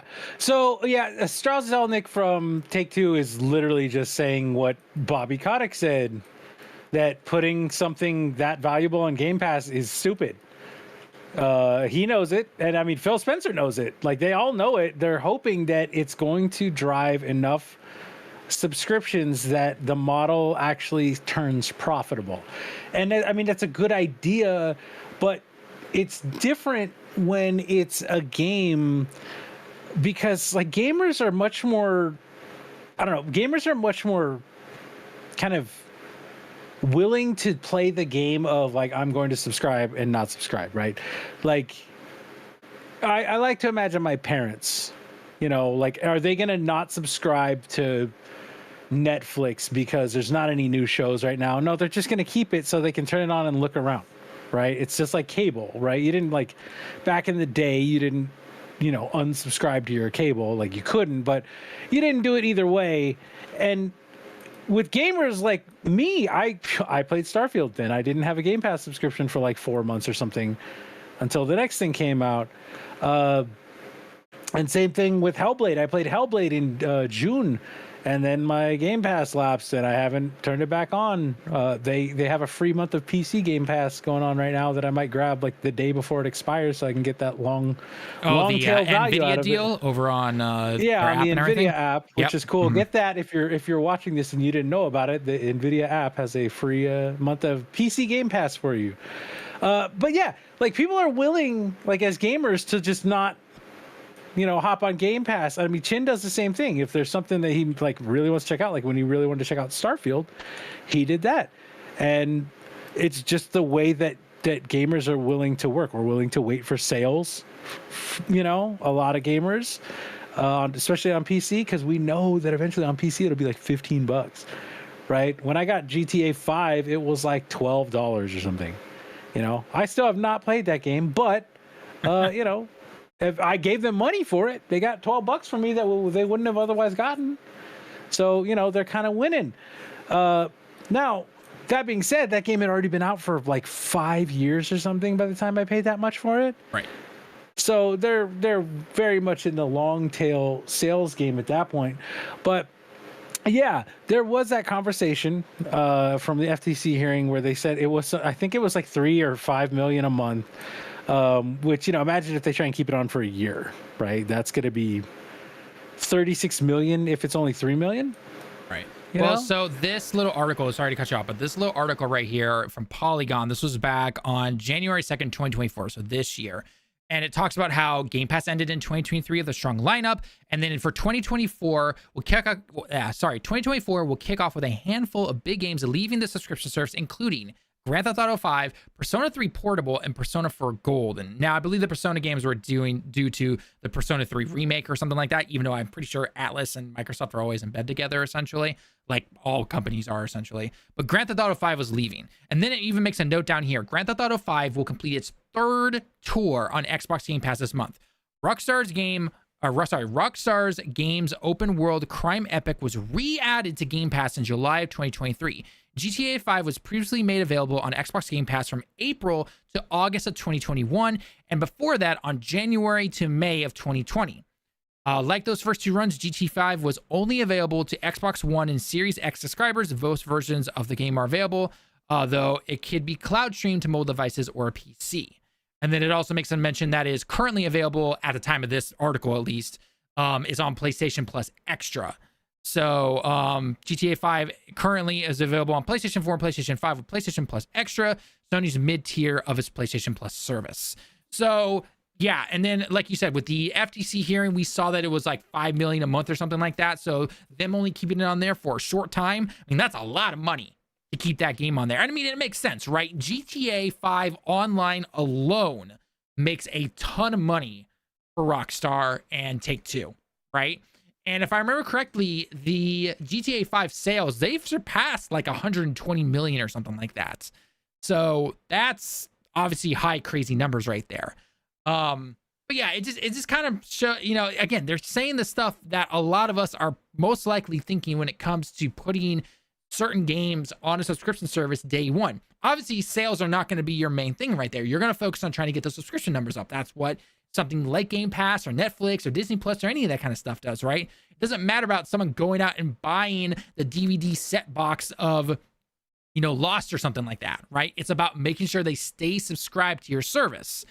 But obviously you take two CEOs, it's like, yeah, no, we deal in rational thinking here, and we are not going to be putting GTA 6 on a subscription service, because guess what? It's going to sell like hotcakes, and we're not going to lose out on that money, essentially. So, Lemon, what are your personal thoughts on all this? I want to get your ideas. First of all, why is he even commenting? When I saw this, I was like, why are they asking him? Apparently, it's in an interview with Game Industries Biz. No, I mean, I skimmed it. I'm just like, it just seems kind of irrelevant, but I digress. I mean, I get what they're coming at with this, but I think comparing Black Ops 6 to GTA is absolutely wrong. I think it's the absolute wrong mentality. I will die on this hill. Call of Duty makes its money on DLC and shit like that. I do not think the discs make that much money anymore. I'll die on that hill. I don't care. I'm convinced Warzone's the moneymaker there. So putting on Game Pass, I don't think is as big a deal as people make it out. It's a big deal, but it's not like absolutely gonna sink a ship, right? But I mean, it's kind of, if it was any other CEO, I would be a little more lenient, I guess. But this is the head honcho of Take-Two. I was waiting for my single player DLC for GTA 5. And did I get it? No. Why did I not get it? Because they made too much fucking money on the shark cards. So like, I don't like this guy a whole lot. Is he right about not putting GTA on a subscription service, the 6? Sure. But my tinfoil hat theory of the night is I think they're going to build their own subscription service, and I think they're going to make GTA Plus, because they already have the GTA Plus like subscription service, which gives you shark card money and you get access to like Red Dead and stuff. They do a really piss poor job advertising it. I'm not sure why I even know about it, but I do somehow. I think they're going to do a plus, and they're going to make you pay like $20 a month, and they'll just include GTA Online or something. Not the single player, but just the online part. Just because I feel like that's their big money maker. Free to play is shown to make lots of money. So you have effectively a free to play pseudo or subscription service GTA 6 just online. I think that's gonna be their play. That's my tinfoil hat there. Correct me if I'm wrong though. Wasn't GTA 5 released first, and then the whole online thing released after that? Online wasn't released for a long time after. Yeah. Okay, that's what I thought. Okay. So they'll most likely do the same thing then with 6 would be my guess. I think they would push the game back before they would do that again, just because online is where the money's at. If GTA Online wasn't a thing, I do not think GTA 5 would be as big of a hit as it has been. I'd actually agree with massive. That. I'd agree with that personally. But I'm just saying though, when 6 comes out, right? I think we day and date. You get both of them at the same time. I don't know. Do you think the multiplayer, Bob? What do you think? Do you think the multiplayer, like that online, like so GTA, call it GTA 6 Online, call it GTA Online plus, whatever you want to call it? Do you think that releases at the same time as 6, or do you think 6 will release? They'll keep what the current GTA Online is to try and really push GTA 6 sales and everything, and then update or release some big 2.0, 3.0 update thing for GTA Online. What do you think? Remember that they knew what was going on with GTA 5 when Red Dead came out, and they still did their traditional model of, hey, we're going to release the single player and then release the online. They like to get their flowers and all that for their because their single players are great. Like, let's be real. I didn't play GTA 5, but I played all the other ones. And I played the Red Deads, and they're good at what they do, like with single player games. And they know that if they release that, they're going to get those like 95 Metacritic scores before they start, charging little Billy 8-year-old, a ton of money on his mom's credit card. Billy, take your mom's credit card. They absolutely know that if they do that, they're going to make their initial sales. And then once the initial sales kind of start to wane, it's like the month in, then they release the online so that if you are a holdout, you got all your friends go like, dude, the campaign was so good, and now the online's out, and the online's like amazing. It's way better than 5. Like, and so they get more sales again. They can keep the game because now they've added a full featured online. They can keep the game full price longer too, right? Right. Without having to do any kind of sale for much longer that way, and with much less explanation as to why it's so much. So I think they will use the same model they've been using, just because that's their whole MO. But yeah, I mean, I guess it wouldn't be insane if they did it day and date. But personally, yeah, I think they're just going to stick to, what they've done stick before. to the way they do it, just to get their flowers. And because like a lot of times now with microtransactions, those will be something to sync a review score. Mm-hmm. Yep, that's true too. Yep, that is true. So they'll keep them off for a bit.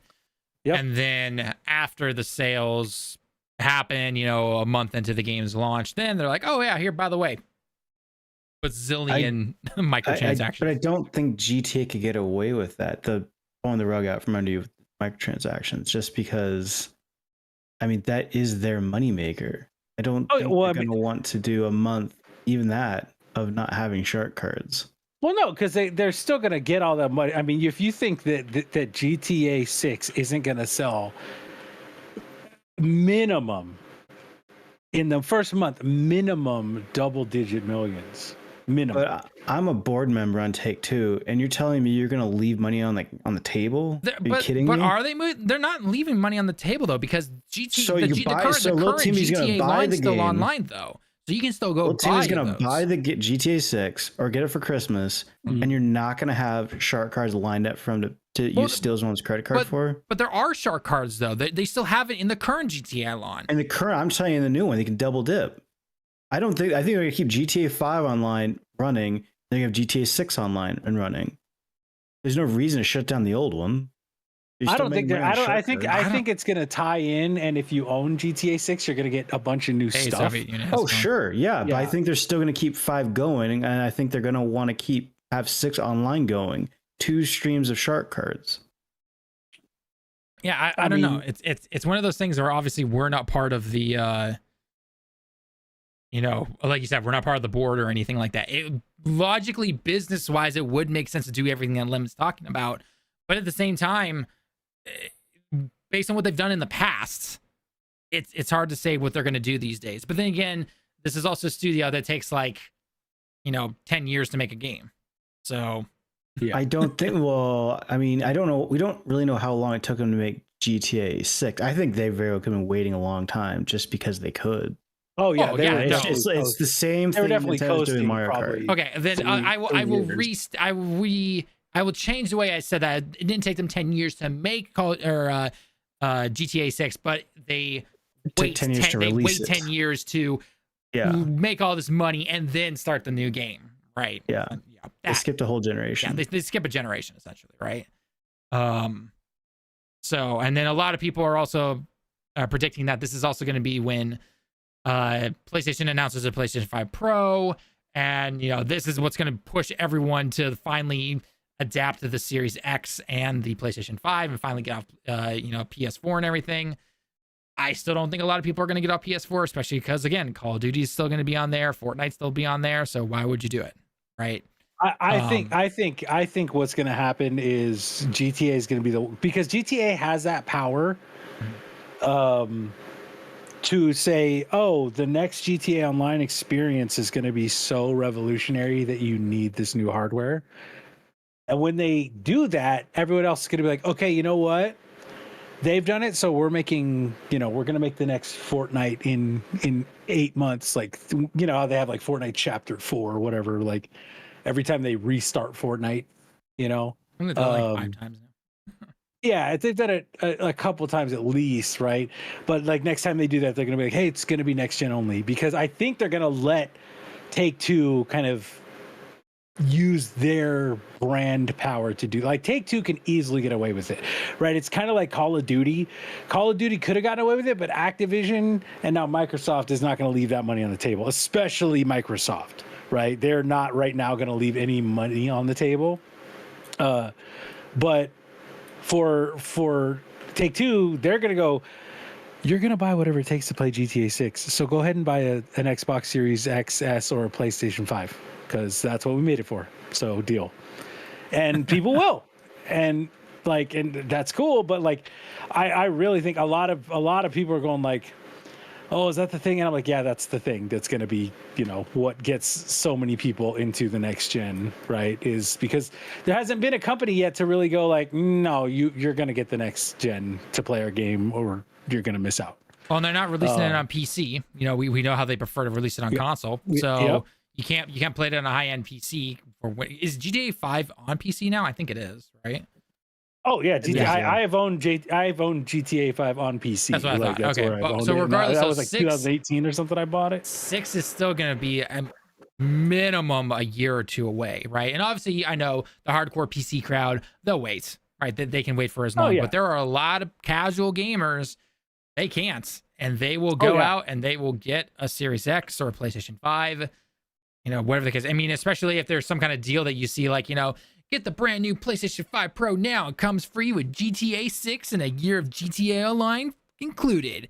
Get reserved now. I can easily see something like that. Well, yeah, because they almost guaranteed to have the marketing. Like, I don't care how deep Microsoft's pockets are. They're not gonna win over Sony going, oh yeah, we have 2/3 of the market share right now. And, that means 2/3 of the people at least are going to be buying your microtransactions on our platform. So, they automatically win that fight, which sucks for Microsoft.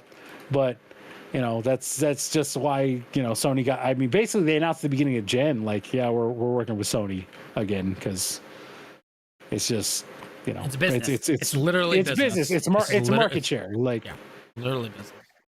But yeah, I'm wondering. My biggest wonder is how many of these big companies are we really going to see take this stance? Because we know a lot of them are doing it now, especially the bigger companies, right? Mm-hmm.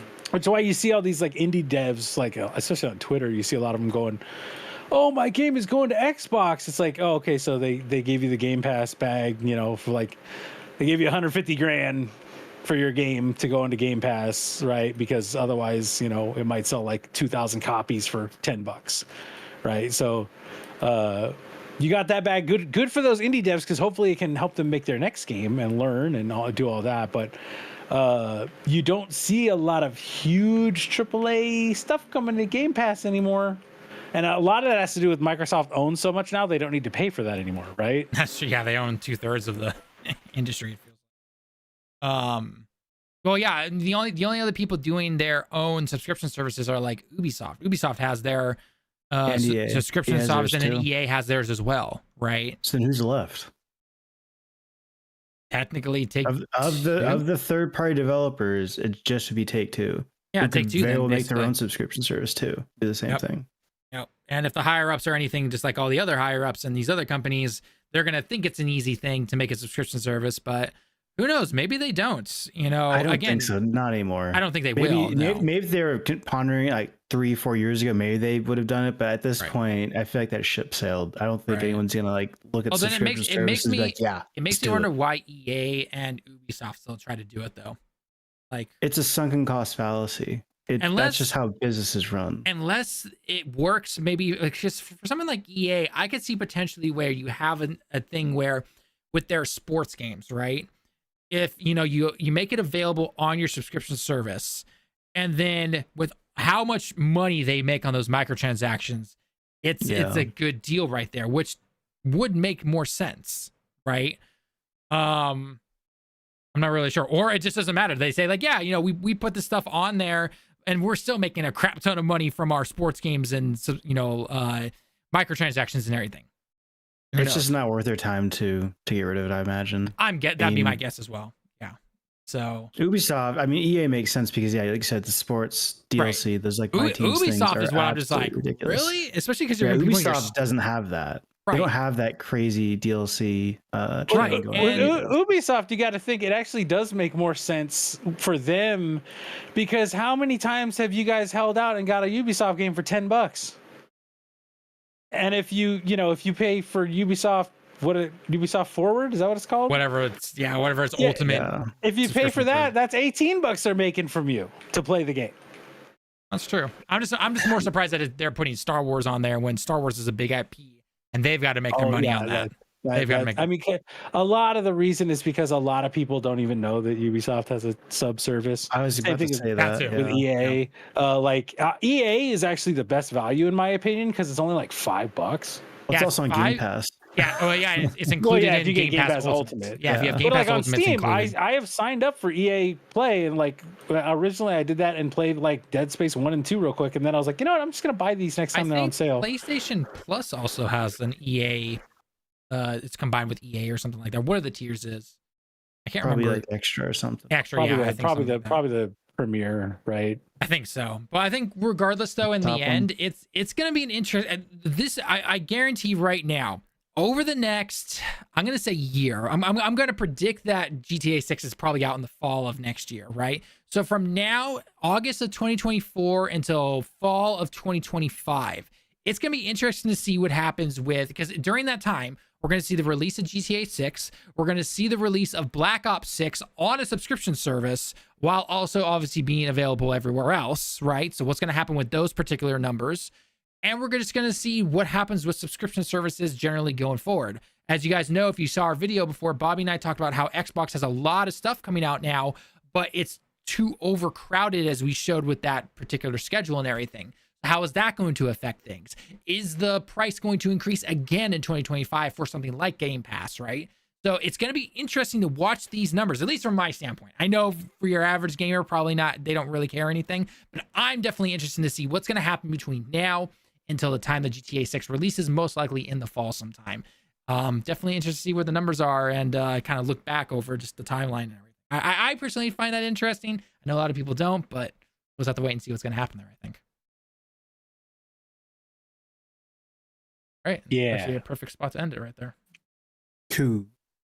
And Lemon, we'll let you America. get to bed now because I know it's probably. Yeah, I was about to say I'm out. I need to go to I'm bed. out. Peace.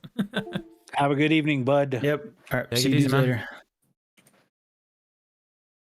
A little bit of a shorter stream, but overall not too shabby. Got a couple of videos made, which is always good. And I gotta start looking at Gamescom stuff now. See what the heck their schedule is. God, who is planning these event things right now? First Gamescom, now TGS. They're You just are- after your time, Talon. They're like, he's done with his honeymoon. I We're know, about to be right? all up in his They're like, business. your honeymoon's done, Talon. It's time to get to work. That's why you're doing Zelda. So I'm wondering, like, that Zelda looks interesting, but I'm wondering how the whole thing's going to tie together. I honestly have no idea. It should be interesting to say the least, but I'm hoping. It's I like mean, it's like it's the gonna be a top good down game. with It's gonna be a good Ultra game, Hand. Like, regardless. it's absolutely going to be a good game. Like, the more I saw of it, the more I was like, okay, all right. I mean, I already you know me, like, I'm a Zelda. No way, Zelda Bobby stan. pre-ordered Zelda. I never would have expected that. Never would have. The only expected. Zelda games I haven't played are like some of the handheld ones, Mhm. like Minish Cap and the Minish Cap and the Wind Waker sequels. And Oh, she was like, "You gotta Spirit play Tracks those." or whatever. Yeah, Spirit Tracks and the other one. There's two of them. Yeah, there's Spirit Tracks and something else. Yeah, I vaguely remember those. Yeah. Yeah, I just literally had zero interest in those, even back in the day. Like, Well, not to mention that those were back on what, the 3DS, and during that well, time. no, they were on the DS. I thought one was on the 3DS and one was a DS. No, one was on the Advance or something. Oh, it was on the Advance. Minish Cap was on the Advance, I think. Right? No. Minish Cap was on the Advance. So I'm talking about the Wind Waker sequels. No, I think both of those were just on the regular DS. Because the first Zelda on the 3DS was Ocarina of Time. Wind Waker sequel. Underrated Zelda, Link Between Worlds. I mean, yeah, it's just a Link to the Past remake, but it's pretty good. Wind Waker whole, like, Spirit blending into the Tracks wall was was really on the rad. DS and the Wii. Oh, it was on the Wii U. I did I don't know that. Wait, Um, what? I guess. Oh, maybe in the what's it called? The Oh, shop. the shop, yeah. Yeah. And then Phantom Hourglass was the other one, wasn't it? Yeah, Phantom Hourglass. Yeah. That was on the Wii U and That DS. was it, Oh, so yeah. both are DS. Okay.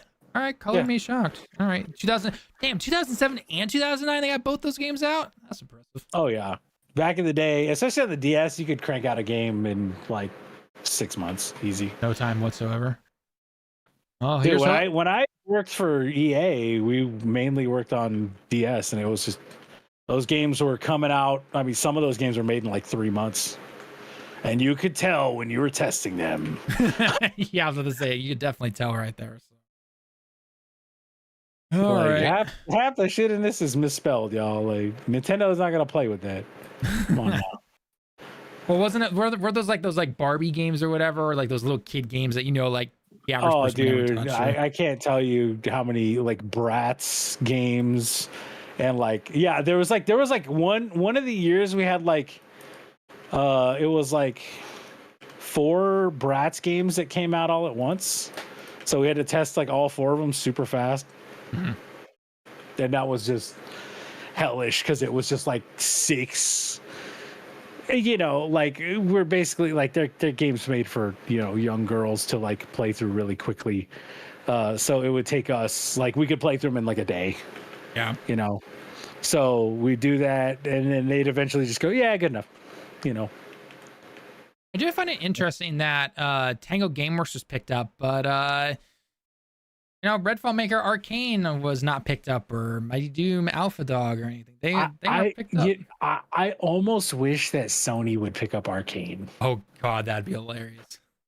Like, because I feel like that would be great. Like Sony would just be like, okay, you're Arcane. Like we understand some bullshit, occurred. Your last game, kind of ass, and we're never gonna speak of it again. But yeah, like. You should probably make something like Prey 2 for us, and we're going to market it instead of letting it just sit there and die. Honestly, I think they would have bought them if they didn't buy Bungie. I bet they would. Yeah, I feel like Bungie is absolutely the worst acquisition they've made in a long, long, long time. Especially when you see an article like this, where the sentiment around Marathon at Bungie is not great, according to Jason Schreier from that. Oh, I saw that interview too. I don't know if you saw the interview where he was doing it with the Friends Per Second podcast. I watched the entire. Yeah, I watched that entire section. Yeah. And he said, it's kind of reminding me of Suicide Squad. The and I was moment like, I saw that, I was like, dude, are you kidding? I'm like, oh. You all can meme on me forever for believing in Suicide Squad, and I still I picked it up today and I played it for like a half hour, and then I was like, okay, I'm done. But let's be real here. Suicide Squad, they had no idea what the fuck they're doing. Yeah. And seeing that with Marathon, seeing Jason Schreier say that about Marathon, I'm like, yeah. No, please. This isn't like a random YouTuber making a guess or anything. This isn't someone trying to make a name for themselves. This is Jason Schreier. When was the last time he got something wrong? Oh, yeah, let's be real. Let's be real here. Like, if someone tells Jason Schreier something and he gathers his sources and everything, it's most likely true. Yeah, he's got the good hookups. Exactly. I mean, I even saw somebody who's usually very positive, like probably one of the most positive guys when it comes to anything Bungie. If you've ever seen Asdacross, for anyone watching the video or live stream right now. If you've ever seen Asdacross, he's a huge Destiny guy. He also does some other games on the side and everything, but he's a huge Bungie fan. Like, he tries to find the positive, parts of almost anything when it comes to news and everything. But he was live reacting to that particular part of the podcast, and the look on his face dude must have been so defeated. I was like, damn, that's gotta suck. Yeah, and like I don't know. I feel like Sony's like, what the fuck did we do here right now? Again, tinfoil hat. I'm thinking it's Jim. Jim wanted to go in and do all this, and then Big Daddy Sony came in and was like, "What the f are you doing? You're gonna quit now." Yeah, I the more and more I think about this, the more like this stuff and like Concord and all this stuff starts coming out. the more I am just like, yeah, maybe he was just kind of pushed out, because we're seeing now his whole live service thing has just completely fucking It's completely fallen stopped, apart. right? And I mean, especially when you see someone like Hiroki Totoki, who is the CFO and CEO or COO of Sony, and he's coming in like, no, he's like fixing everything. He says like, no, Bungie, you got to get your numbers and this in order and everything and do all this. You know, we've canned all of these live service stuff and everything. Like, no, again, we'll probably never know. We will never know 100%, but I would not be surprised if Sony just came in and was like, Jim, you gotta leave. You gotta leave. Yeah. You spent after way too I much saw money. this, after I saw this article, the other day, I tweeted and just said they need to just cut their losses. And I know this is like a burning hole in the fucking ground right now, Marathon. Right.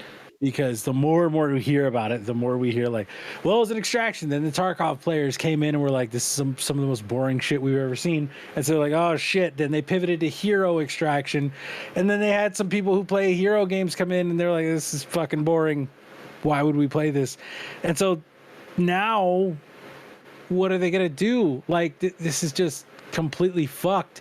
And the thing is like, as a Destiny, and we've talked about this, Talon, you and me, like on stream, off stream, like how many times have we felt like they're just not investing into Destiny to put it into some other shit?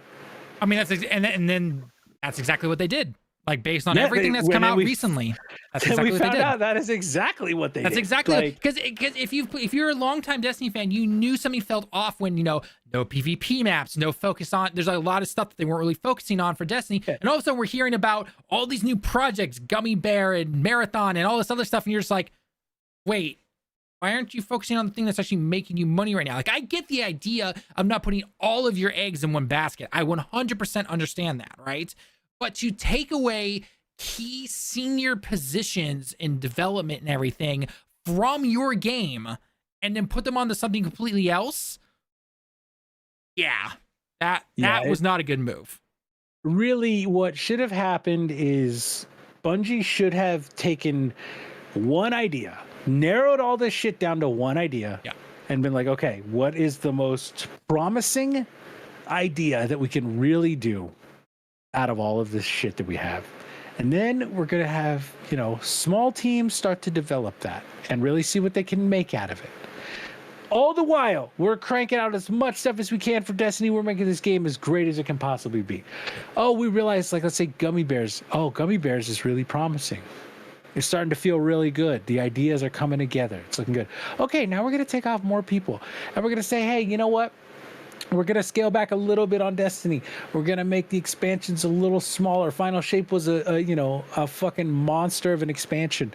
So we're going to scale down a little bit for the next expansion just because we're working on something else. And we're going to be transparent with that. Not like, hey, we're going to incubate 5 projects and split our studio off 10 different ways for all this shit. Like, was the worst idea. Like, I know it's easy to say, obviously, as someone from the outside and all that kind of stuff. But even, honestly, I can kind of relate in terms of 5-9 Gaming, like our little company right here, right? I was actually going to say that. Keep going. Sorry. It's on much smaller scale, but it's the exact same thing.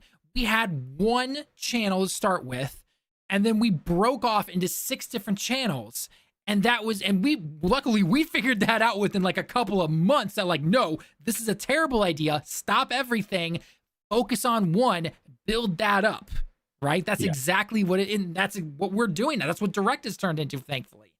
Well, and even like, think about even in Direct, man, there's been times where you and me have been talking about how many news stories are out and like, oh, there's this, we got to get this, and effectively, we'll have Chin and Lethal sometimes, but it's you and me trying to make all this stuff happen. And, I've had to go like, oh, let's just scrap this. Or you've said, let's just scrap this because we just don't have the time and resources. Either we don't have the time or it doesn't make that much sense, or you can kind of think about it.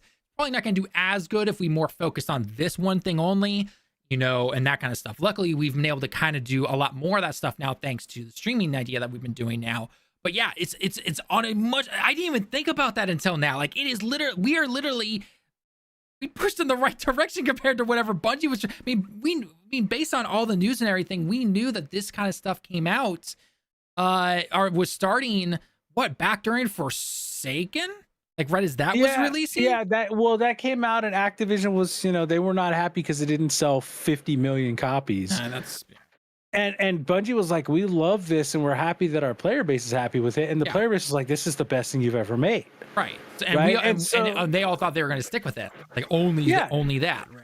And like Forsaken was fantastic. Forsaken, I mean, is still held as, maybe up until the final shape as the best thing they ever made. A lot of people are like, yeah, Forsaken's better than Taken King. Sorry. Like, but with this, you just see, and again, this is like a management problem, man. Like, you got to think that, with these people with their MBAs and like their, I worked my way up the corporate ladder and like I get paid millions of dollars. We're a couple of nerds who run a YouTube channel who have somehow figured out resource management better than all these fucking people. We look at what resources we have and go, okay, let's not overextend ourselves. Let's make the videos that we can.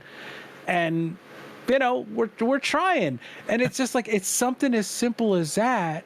Like if Talon, if you were like, hey, let's start up a new channel tomorrow, I'd be like, why? Yeah, right. That'd be the worst idea ever. Because like we're not a huge channel, but we're starting to see our progress. Like, work. It would have been like seeing. No, you know what? Actually, it is. It would have been an example of. Right after we saw some of the success with the FF7 guides, right? And I said, okay, guys, by the way, I'm hiring 10 new people now to do this, and just like name off just all these random stuff. Oh, by the way, Bobby, you're not part of directing anymore. You are now part of insert channel name here, essentially. Yeah, and by the way, I'm not going to be working on directing anymore. I'm going to let, little Timmy here work on it, and I'm going to start this thing off. That's essentially what it would have. I'm starting a YouTube channel called Gummy Bears. Exactly. It's just like, God. Yeah, it's wild to me that, like, what really with this, like, because we heard, what was it? It was like 6 months ago, right, where Totoki first came out and said, yeah, we're really unhappy with management. And then he straight up clarified, I'm talking about Bungie management. Right, yeah, because I remember, because there was that live translation of when he was going around to all of the developers and teams and everything. And originally it sounded like, oh, we need to get, the entire PlayStation brand, like, focused on certain things. And then it came out and clarified that, no, he's talking about Bungie. Like, it's literally Bungie. Like that made sense. And, one of the things, like, look, Bungie's fucked up a lot, but the devs have always been people who really just love what they do. I've had interactions on Twitter with Bungie devs, CMs, all that, and they're people who really do care. They really want to make the best product. And 9 times out of 10, the developers always do. And then you get into like the upper management, and you start to see that, like, oh, okay, these people are the ones who are like, really making sure effing everything up, essentially. Well, they're getting their money, they're making sure they get their money, and that they can buy their cars, and they can buy their new houses, their new townhome in New York, or their new condo in LA. Like, look, I honestly don't have a problem with higher ups wanting to buy stuff. It's your money, do what you want. But when your company is literally falling apart in front of you, yeah, that's, like if Bungie was in the green, everything was going well, Destiny was on top of its numbers, they had maybe one new project about to come out, and it was showing real promise and everything, there's hype around it and everything like that. If I saw the CEO was buying a couple cars, I'd be like, all right, why not? I mean, clearly the company's doing well, everyone's singing up praises about it, but that's a fantasy world, unfortunately. So yeah, it's... Yeah, imagine, think about the Wii U, right? And the Wii U came out, and good Lord, what a struggle Nintendo was on. Yeah. It was almost over. Let's be real. Not really. They had so much cash on hand from the Wii that they were fine. And they made a quick pivot and made one of the most successful consoles. But there's an alternate timeline where they would have fired so much talent away from the teams. There's an alternate timeline where that would have happened. And if it wasn't for the fact that Japan protects its workers and they have to do everything in their, everything in their power, like cutting executive salary. Now, this is not to say that Iwata wasn't like the most awesome, righteous dude of all time, because he really was. He was fucking Chad among Chads. But it was also partly, it's Japanese law, right, Talon? Yes. That he's got to try and do everything he can. Right, exactly. So if you don't know, so back when Sony had all those layoffs along with Microsoft and everything, the US workers under Sony, most of them were simply given whatever severance package they get, and they're done after that, essentially. Japan, on the other hand, was a lot more tame, I should say. So some people were obviously let go and everything, but first off, Sony in Japan at least had to do some of that stuff, whether it was cut certain, pay from certain people or do certain things, just keep a certain amount of people on. And those that were still, let go and everything, Sony had to help them get proper training to then help find a new job. So it was nowhere near as bad as it was like in the States or in Europe or anything.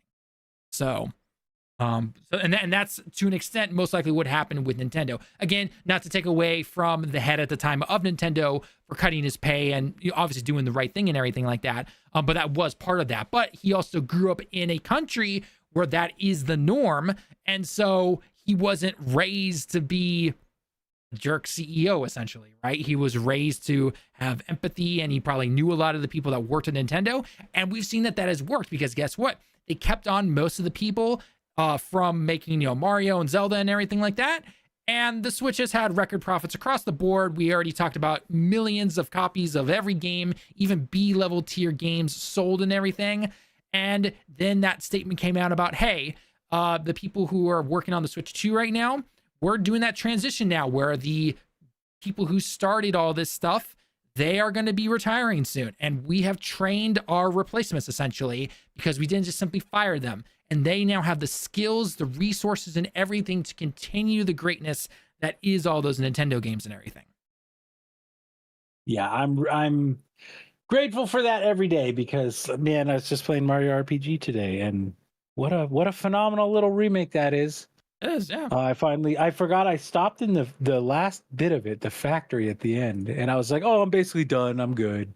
And then I was like, I didn't even finish it. I turned it on today, and I was like, I never even finished this game all the way. So I just, I fought just like 2 or 3 bosses there, and then the main boss, and I finished that and watched the credits, and I was so happy.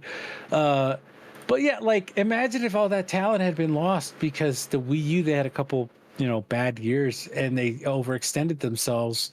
It's like you said, you can have a good time, right? Like the Wii. And if during the Wii, they were like, well, now we made all this money off the Wii, we're going to make sure that we are the best graphics and, realism, photorealism and all that for our next console. And they'd gotten back in that graphics arms race that is costing, hundreds of billions of dollars every year for development. Part of that is also trying to only go into live service stuff. But regardless, you are right, though. When we see articles about the eye detail in this particular character, it's like, really? You're going to spend that much money on that? So, Tiger Titan, yeah. What's up? We were just talking about how certain things have been going on with the fact that, funny enough, going back off of, certain countries letting people go in terms of game development and everything. And then how Bungie has handled things and everything like that. Again, Hi-Fi Rush just got picked up by a Korean publisher, which obviously they're mostly known for PUBG and definitely some scary stuff there. But I will give them props for one thing: they're remaining open now.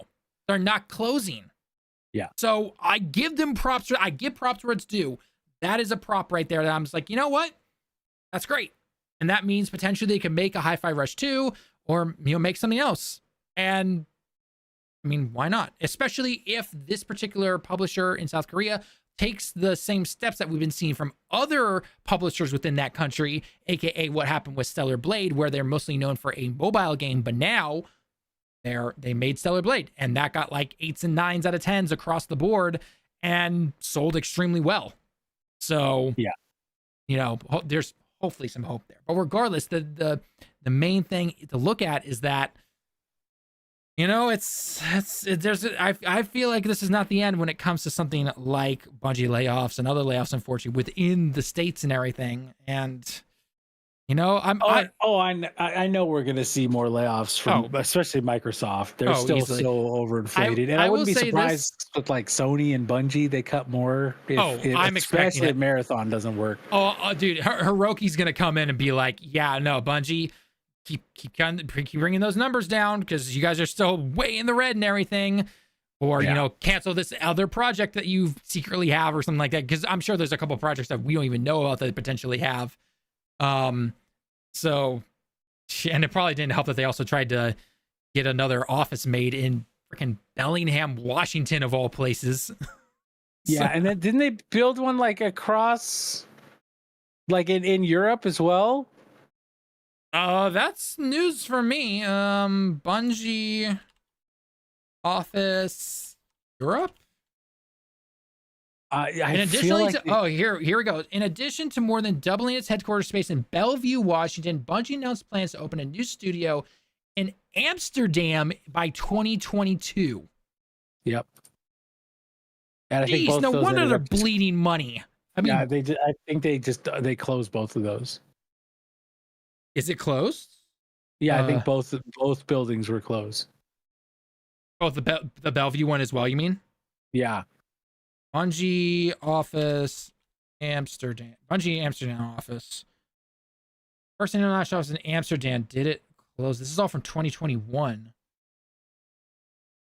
Open? I know.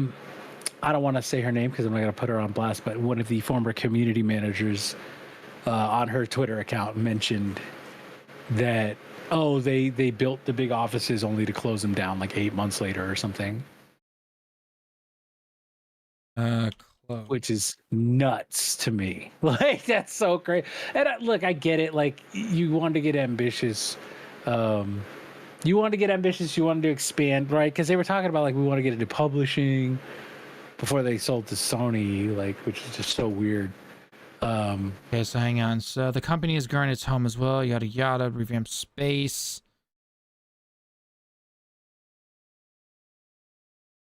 Can't find anything if they've closed it or not. Well, I feel like you would have seen something if, they'd opened it. That is true, Right. yeah. Right? You'd be like, Bungie's new offices or something. This is from 2023. Bungie dev says atmosphere is soul crushing.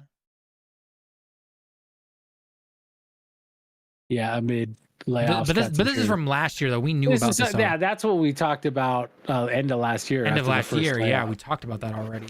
That was when the CM was laid off. Right. And then I think she came out like when the new layoffs happened, and said, a big part of it was they built, multi-million-dollar offices that they ended up just closing almost immediately. It's like, ooh.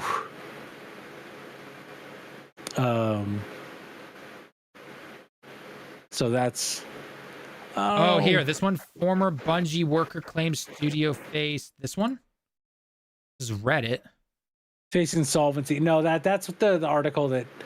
Someone did say, they were gonna go insolvent if they didn't get bought by Sony, right? Which is nuts because that's when they were talking about, we want to become a multi-thing. We want to have 5 different things, right? And then that's where they went in with all those offices and everything like that. So yeah, I can't find it, but I mean, it wouldn't surprise me, if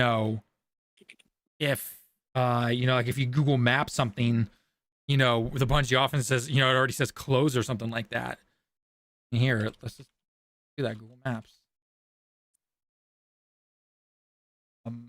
Obviously this is Japan, but Bungie.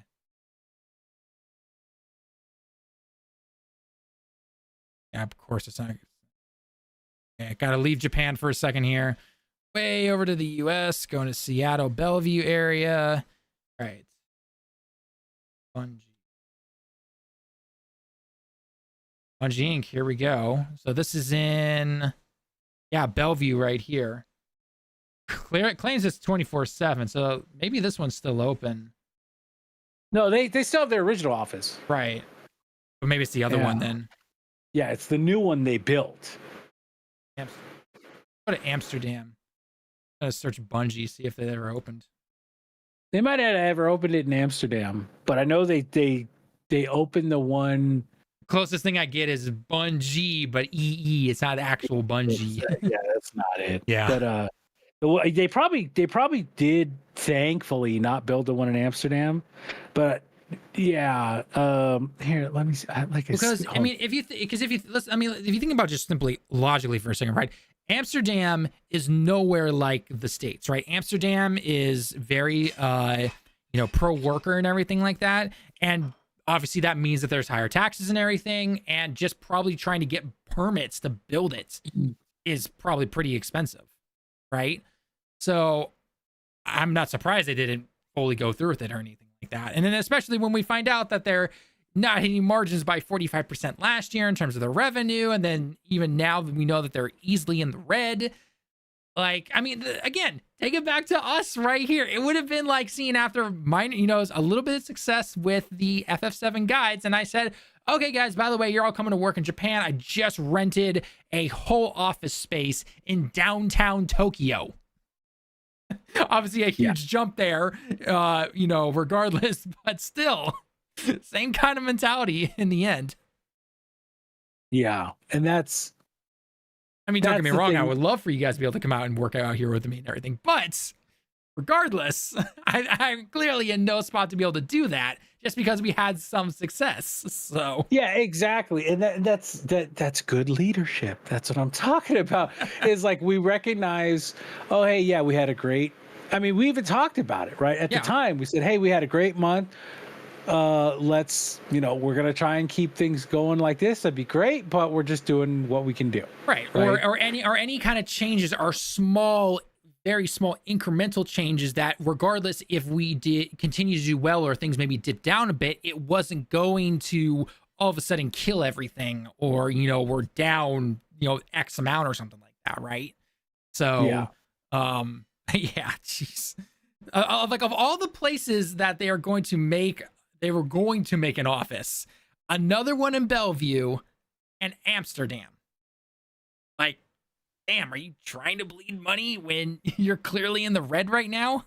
like if they were completely successful and they were not in the red and they're in the green and everything, then sure, by all means, go ahead and build in Amsterdam or Sweden or Bellevue, Los Angeles, wherever you want to build.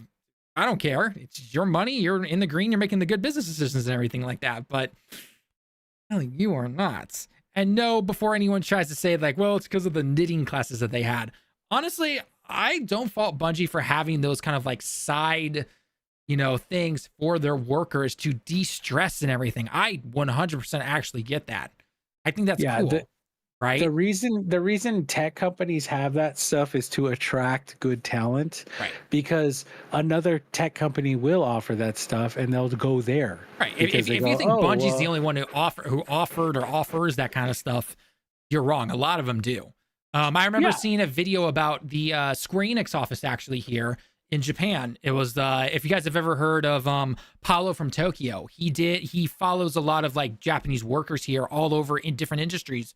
And he got a chance to go with an artist who works at Square Enix. And they have like, not only do they have your typical break rooms or everything, but they have like all these different rooms you can just go in and just do stuff, whether it was like getting a massage or something like that, or doing this or doing like, there's all these different things that they have there to, again, attract more people to come work for them and everything like that. So it's a normal thing to see there and everything. So, yeah. So their knitting classes were not going to be the end of Bungie or it is the reason that, all this stuff is failing. No, it is all in management trying to do way too much. You've seen that. What's happened. Yeah. So yeah, I know for a fact, like I have a friend, I used to live in the SF Bay Area. And so I've had many people I know work for tech companies. And one of my best friends worked for YouTube of all places. Mm-hmm. And like, he would tell me like, oh yeah, they've got like nap pods. So we can just go in there and take a nap for like a half hour if we're feeling stressed. Yep. They would offer like, because his original job was like content moderation. So he had to watch some horrible stuff. So they offered like like group therapy sessions. They would offer like a music room where you could just go in, pick up guitars and basses, and play on a drum set and just jam for like an hour during your day, because they knew if you have that, you'd be happier and you'd work better. Because people think like, oh well, I work at McDonald's or I work at a retail store and I'm miserable, and so everyone should be like that. It's like, yeah, but when you're like that, your work suffers. And especially when you're in tech, you cannot have your work suffer, because then that's how we get things like Cloud Strike? Is that it? Yeah. Or is that the Destiny gun? Cloud, whatever. Whatever. Yeah. Whatever. The whole Microsoft Cloudflare, whatever thing that happened a couple weeks ago, where, they pushed a patch and then like half the internet died. So like, yeah, the nitty classes are not the issue here. The issue is overextension and leadership making really shit decisions and going, hey, we've made a little bit of money, so like we're just gonna blow all of it and just try and make a bunch of stuff that's not gonna work. Right. And maybe call me crazy, I guess. I don't know. I always believe in treating your workers well, whether that's through pay, side programs, you name it, because when someone feels like they're actually wanted and everything and not just another gerbil on the wheel of that company, they're more likely going to stick around. They're going to make better stuff, whether again you're in marketing or you're in making games or even serving food or anything like that, right? Whether you could be the chef at the cafeteria within Square Enix. And if every week you have, like, let's say the COO of Square Enix come down and chat with you and say, oh yeah, by the way, we're going to be giving you guys that new oven that you've been wanting or something. Again, just the most random example I know, but that chef's more likely to stick around than leave after a while, right? Yeah. So when I was at EA, we had certain managers who were very much like, just come in and get your work done.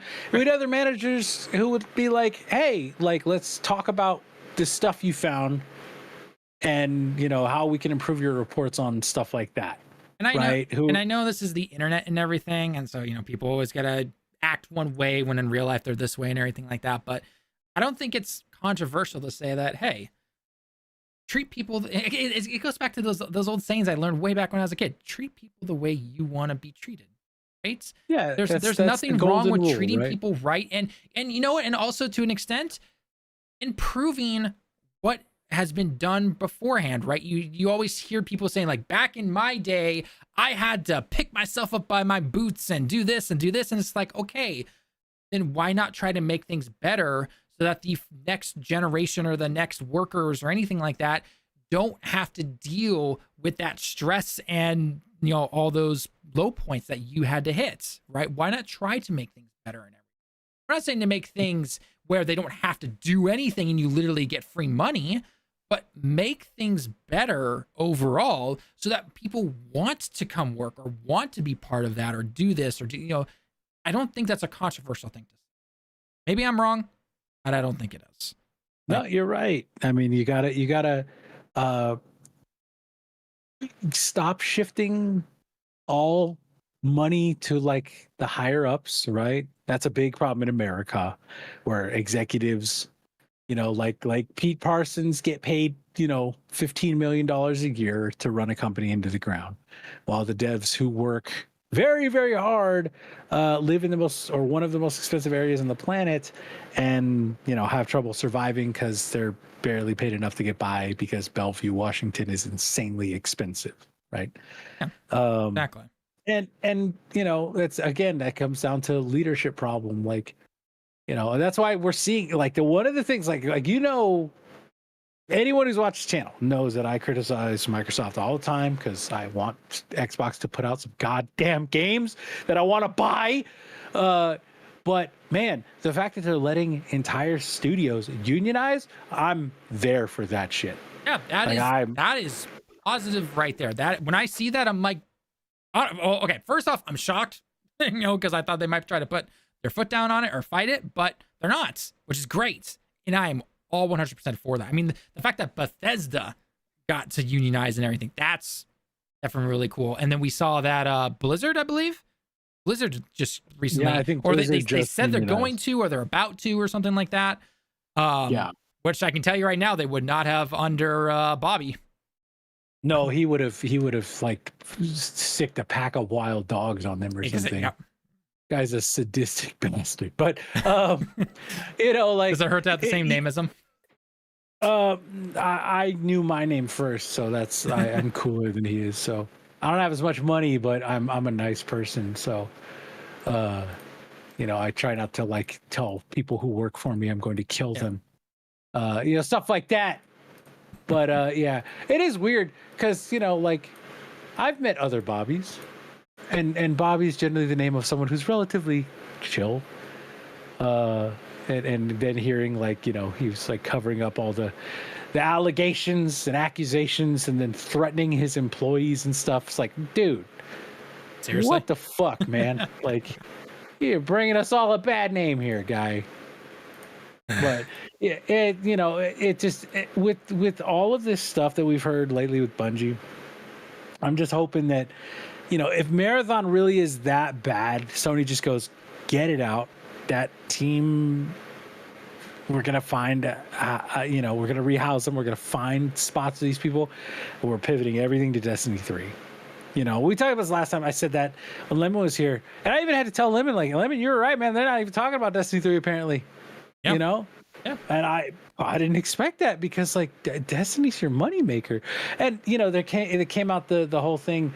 Oh, well, apparently the Destiny fan base, like, skews older.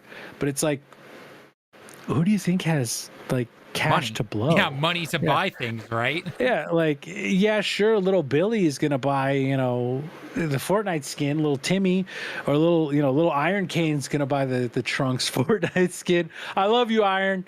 But, like, you know, when you got, like, the dad who's got, like, a kid or two and he's got a solid setup job, you know, a buddy of mine, he doesn't buy a ton of games, but he does play certain games. And if he plays a game and he wants something like a skin, he's gonna buy or whatever, he's just gonna open up his wallet and buy it and be like, oh, it's only $20 and I want to look like Goku, or I want to look like Iron Man.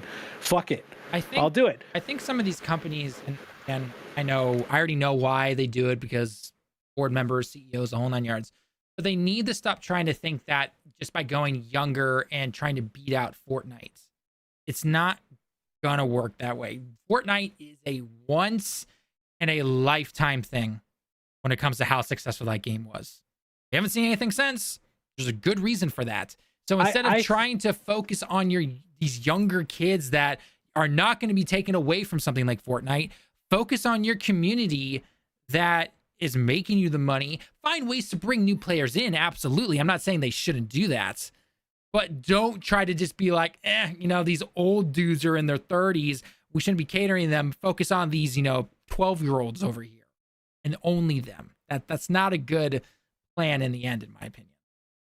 Yeah, I think it was Paul Tassi who, he said, yeah, the reason Fortnite is so successful is because Fortnite's the first ones who've actually been able to create the metaverse. Right. And and I saw that, I thought about it, I was like, yeah, because I can go in there and one season, you know, I've got the Spider-Man like wrist thing that lets me swing around like Spider-Man, and I can dress up as Goku as my avatar. And, you know, there's a new part of the map that's got like a vault on it that I can open with friends, and then it's got really good guns in it. Yeah. You know, but if my friends are dead, then I can't get it. So we all have to make it there to get that. And then we might have to fight people who are looking for that vault, you know, when we land. Like, Fortnite has done something really, really special that, you're right, it's not going to be replicated. It's I don't know how anyone can replicate what Fortnite has done. I don't think they can. And that's why Fortnite really has 1 million players all the time. Right. And unfortunately, the higher ups don't understand that. They just don't. Yeah, they think, oh, we can just do that. And it's like, you don't need to do that. I mean, you know, it just depends on like the way you kind of go. And what's really funny is that with Fortnite and Helldivers devs, man, Arrowhead, you guys are fucking up. They could really learn something from Fortnite, because you notice that Fortnite has like a defined meta and has some like zany, stupid shit sometimes, right? There was a period where everyone was like, "Oh my god, the mechs have ruined the game," and like even just a month ago or so, a few weeks ago or a month ago, they were like, "Oh, these vehicles are just ruining the game. You just hop in a vehicle and you just run people over, and they can't kill you before you run them over," and so it's like stupid. And it's like, yeah, but you're still playing the game, and casual little Timmy's still playing the game. Yep. They're keeping you around, so you can complain online. You can complain online all you want, but you're still playing it, right? Because Fortnite lets things run wild.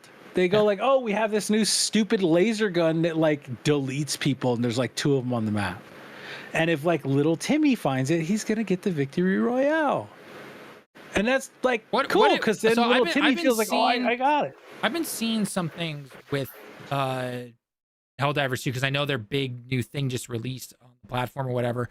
What's going on there? Like, I've been seeing a lot of people like kind of call them out and be like, "Why are you doing this?" or "What are you making this particular decision for?" It seems to be around balancing certain weapons or not having things as powerful anymore. What's the with 411 there? Yeah, so if you're uninformed, what has happened with Helldivers? Because I was thinking about like I heard about that update and I was like, oh yeah, this actually kind of looks cool. Like I might hop back in and check it out because I haven't played that game in months, right? But apparently, they did their whole like, hey, biggest content update ever. Everything's gonna be fire based. Like you're gonna burn the world down, right? Burn the bugs, burn the bots, all this, right? And then they nerfed fire damage, like overall, like carpet nerf, and then they nerfed some of the weapons that like were specialty fire weapons. And this is while they put out one of their war bonds that contains like all fire weapons. So they're just giving you a war bond, you know, you can pay real money for, by the way. They're giving you a war bond of nerfed guns. And people are just like, okay, you had all this awesome looking content and stuff. And it looked great. And it looked like it was going to be fun. And why? Why would you do this? The overpowered stuff was it draws people to bring either to come back or to try something out. Then down the line later, you reel it in just a little bit. Didn't the head developer, the CEO or something, make a post on social media saying something? That's like, yeah, I think he said something like, "Oh, hey, we're learning, blah blah blah," and it's like, dude. I stopped playing Helldivers about 6 weeks in, right? A lot of people stopped playing around then, right? Because people either got to max level or they just got like other stuff was coming out. And we knew this was gonna happen. It's a typical thing, you know. It does this, right? You have your highs, you have your lows, you have your highs, your lows, and that's a healthy game right there in terms of a live service, right? If people keep coming back and you see the numbers jump right back up to where they were, and then you gradually they fall off, and then it comes back up with the next, you know, release and everything. That's normal. That's perfectly fine. You are never going to keep this kind of line with a game unless you're literally Fortnite. So, but yeah, that's unfortunate that they're saying, "Oh yeah, we're learning from it." It's just like, are you really? Like, I understand having a vision for your game, right? But sometimes you've got to find a balance, right? Where it's like, okay, look, this wasn't exactly within our original vision, and you guys say you want this. Let's try to maybe meet in the middle somewhere, right? Maybe let's not nerf fire when our entire new download, you know, content is based on fire. But at the same time, we're not going to make it so that you can literally press the button for 2 seconds and the entire map is like engulfed in flames and you win, right? You know, this is an example type of thing.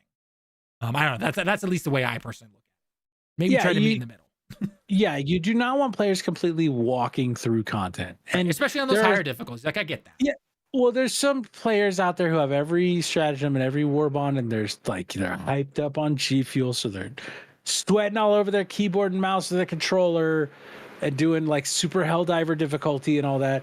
And they're like, "Oh, it's just too easy," because every game has those people. Like every single game has those people. Don't listen to those people. Don't listen.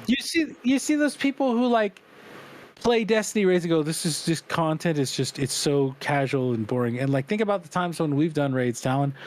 You know, we just have a group of buds together, and we're like, you know, we'll fuck up and die and wipe and And it's like, okay, because not everybody is playing at that super like competitive level. Like we're not trying to be like the world's first every raid run. We're trying to like have fun and say dumb stuff. And I mean, like even I'll say like, the mechanics in 99% of the stuff in Destiny are super easy.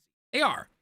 yes, but I can and still, they have to be. Right, and they have to be. But I can still go have fun, or even sometimes there is some stuff that's challenging, right? Especially like with the most recent raid, with the final shape raid and everything like that, right? I still find parts of the fourth encounter a little tricky sometimes. Some of it's still buggy, but other parts of it are a little tricky. Same with the fifth encounter and everything, right? But again, you learn, and over time you get better, yada yada. I get that.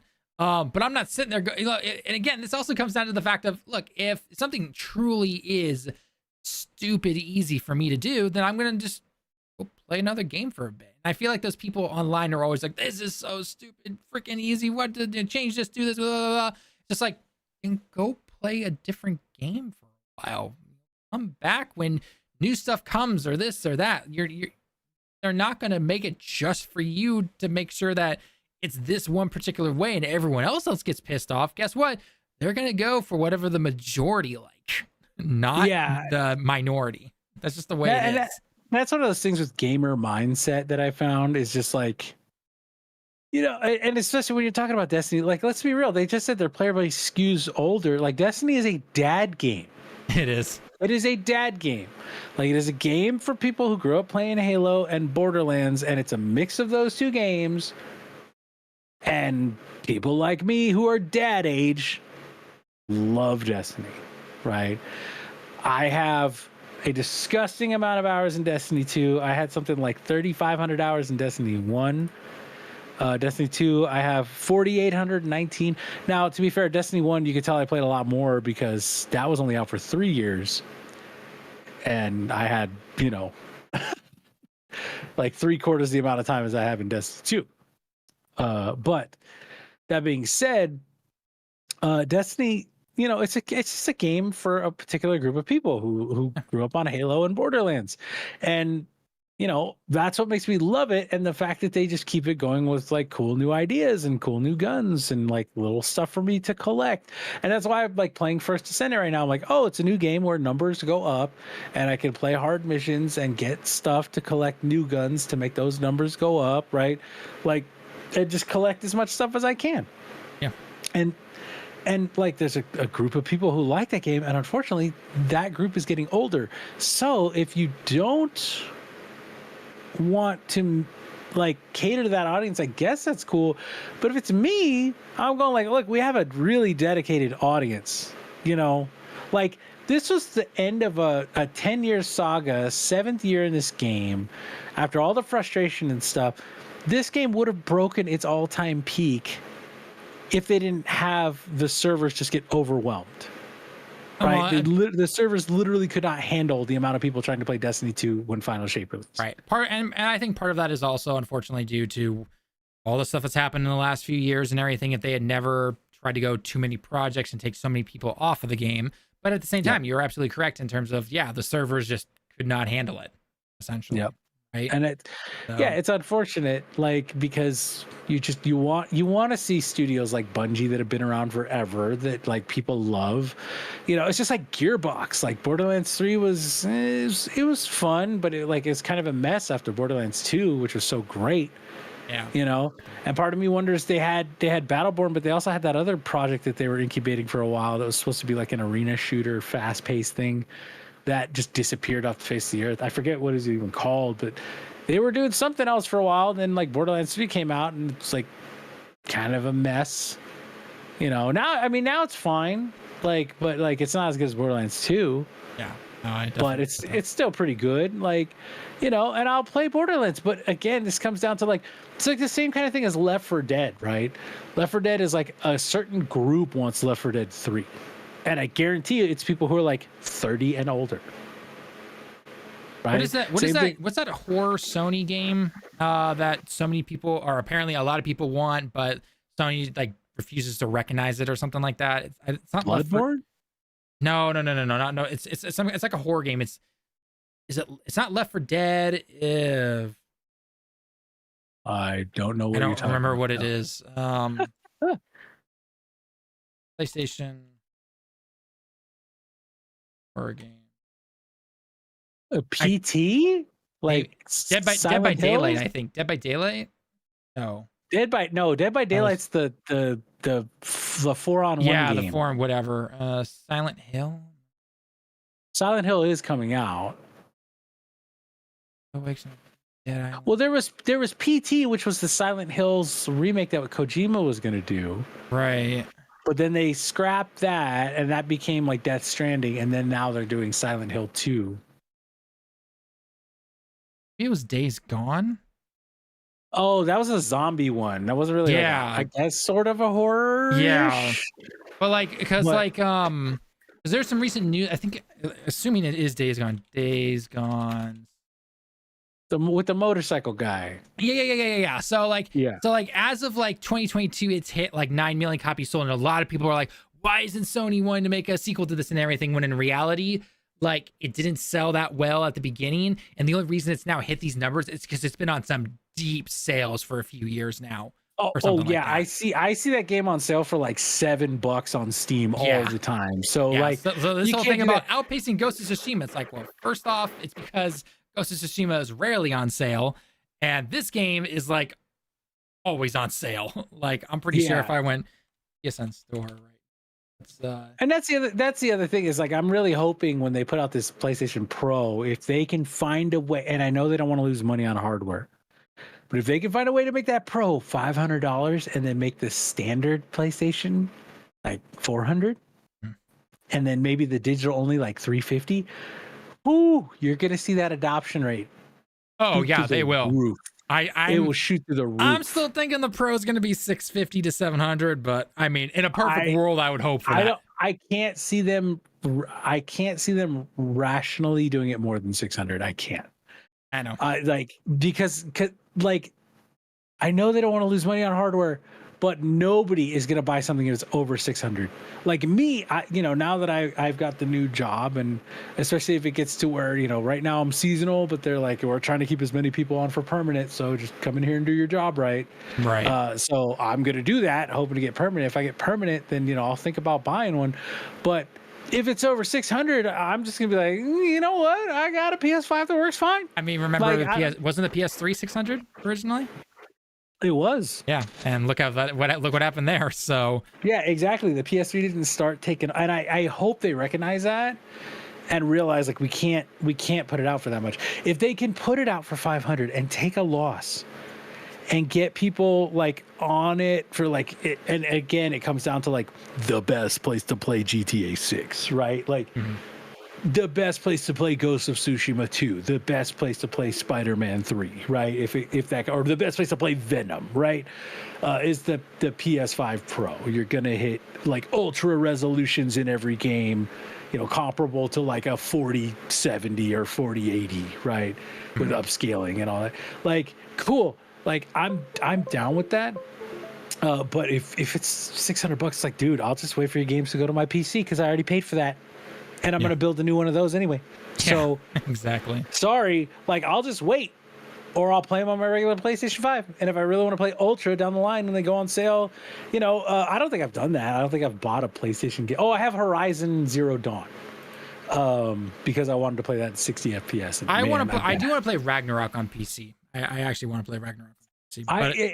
I think I'll get Ghost to play on PC because I would love to see that with the ultra wide. I think that would be. Yeah, I mean, Ghost has nothing but positive reviews and everything. I mean, I know it got technically review bombed a little bit on Steam, but it's every I had this conversation. Every Steam player throws a fit when there's any kind of DRM, and it's like, look, it's just a Sony link, whatever, so you can play. No.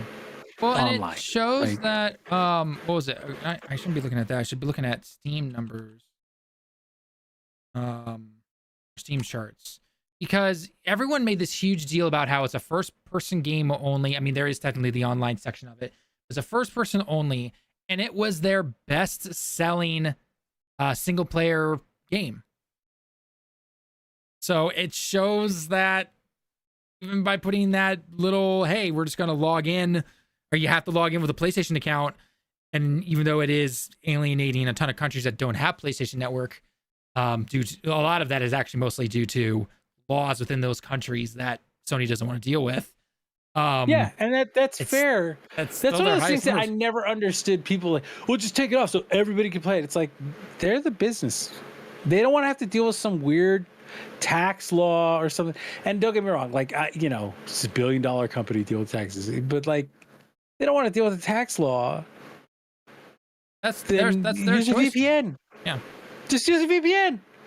It's like, it's that simple. Like, people have been doing it for like 15 years. Use a VPN. I think the thing when I look at this particular, right, like when you hear everyone saying like, just why have the PlayStation requirements, right? Just let it be available to everyone. You'll make more money and everything like that. It is shown based on Steam numbers. I know it's not exactly the best or anything, but it is shown that it doesn't matter, right? Because even with Helldivers, we looked at Helldivers 2. When Helldivers 2, when we started to see all of that drama over how they were going to make you have to sign in, and then they cut back, or then they went back on that and said, no, we're not going to force it on this particular game and everything like that. That didn't all of a sudden make the numbers jump up and everything. Obviously, I know they still weren't selling it in those particular countries or anything like that. But if you look at it, it was still going down. Is that a constant, Yeah, well, every game is going to have that. Right, exactly. But so what I'm saying, though, is that little, because it even says here, the account linking shenanigans, that's what they call it here. That all of a sudden, that wasn't, it wasn't like the numbers were up here at 458,000 and then dropped down. It was just naturally going down. So, and again, if this, again, Sony is allowed, they're their own business. They're allowed to make whatever decisions they want. And if it's bad and people actually spoke with their wallet and showed Sony that, and then they went back and all this, okay, I'd get that. But then again, you see that, again, Ghost of Tsushima, their best-selling single-player game on Steam. Yep. Requires a login. What's funny too is, I was talking about Arrowhead fucking up earlier. Where I really fell off even wanting to get back into the game was during that whole PSN debacle. And it's not because of the PSN thing. Like, I don't mind signing, like, I have a fucking EA account and a Ubisoft account and all this bullshit for every other game. I don't mind signing up for it. What I had to do, or when I did the Conquered beta on PC, they were like, oh, you got to make a, link your Sony account. I was like, okay. It took like 2 minutes. I was like, all right, whatever. It's not a big deal. Oh, well, Sony loses data. Hate to break it to you, Steam got hacked on like a developer level last year. And so a lot of shit got stolen from that. If you're a Steam player, sorry, hate to break it to you, but everything gets hacked nowadays because that's the reality of living in an all digital world, or a primarily digital world where all of our connection and communication is online. It sucks, but that's the reality of the situation. Like, the thing with this is I knew Arrowhead was problematic with that because if you remember, Talon, when the game came out, it was supposed to have the PSN thing, and for the first couple months, the first wave of people, like the first day or two. Oh yeah, you had to sign in. You had to sign up with PSN, right. And then they were like, "Oh, so many people are, it's catching on, it's going viral, so many people are playing." And that was causing a problem for Arrowhead because it was clogging up the servers. So many people getting stuck on that one point. Right.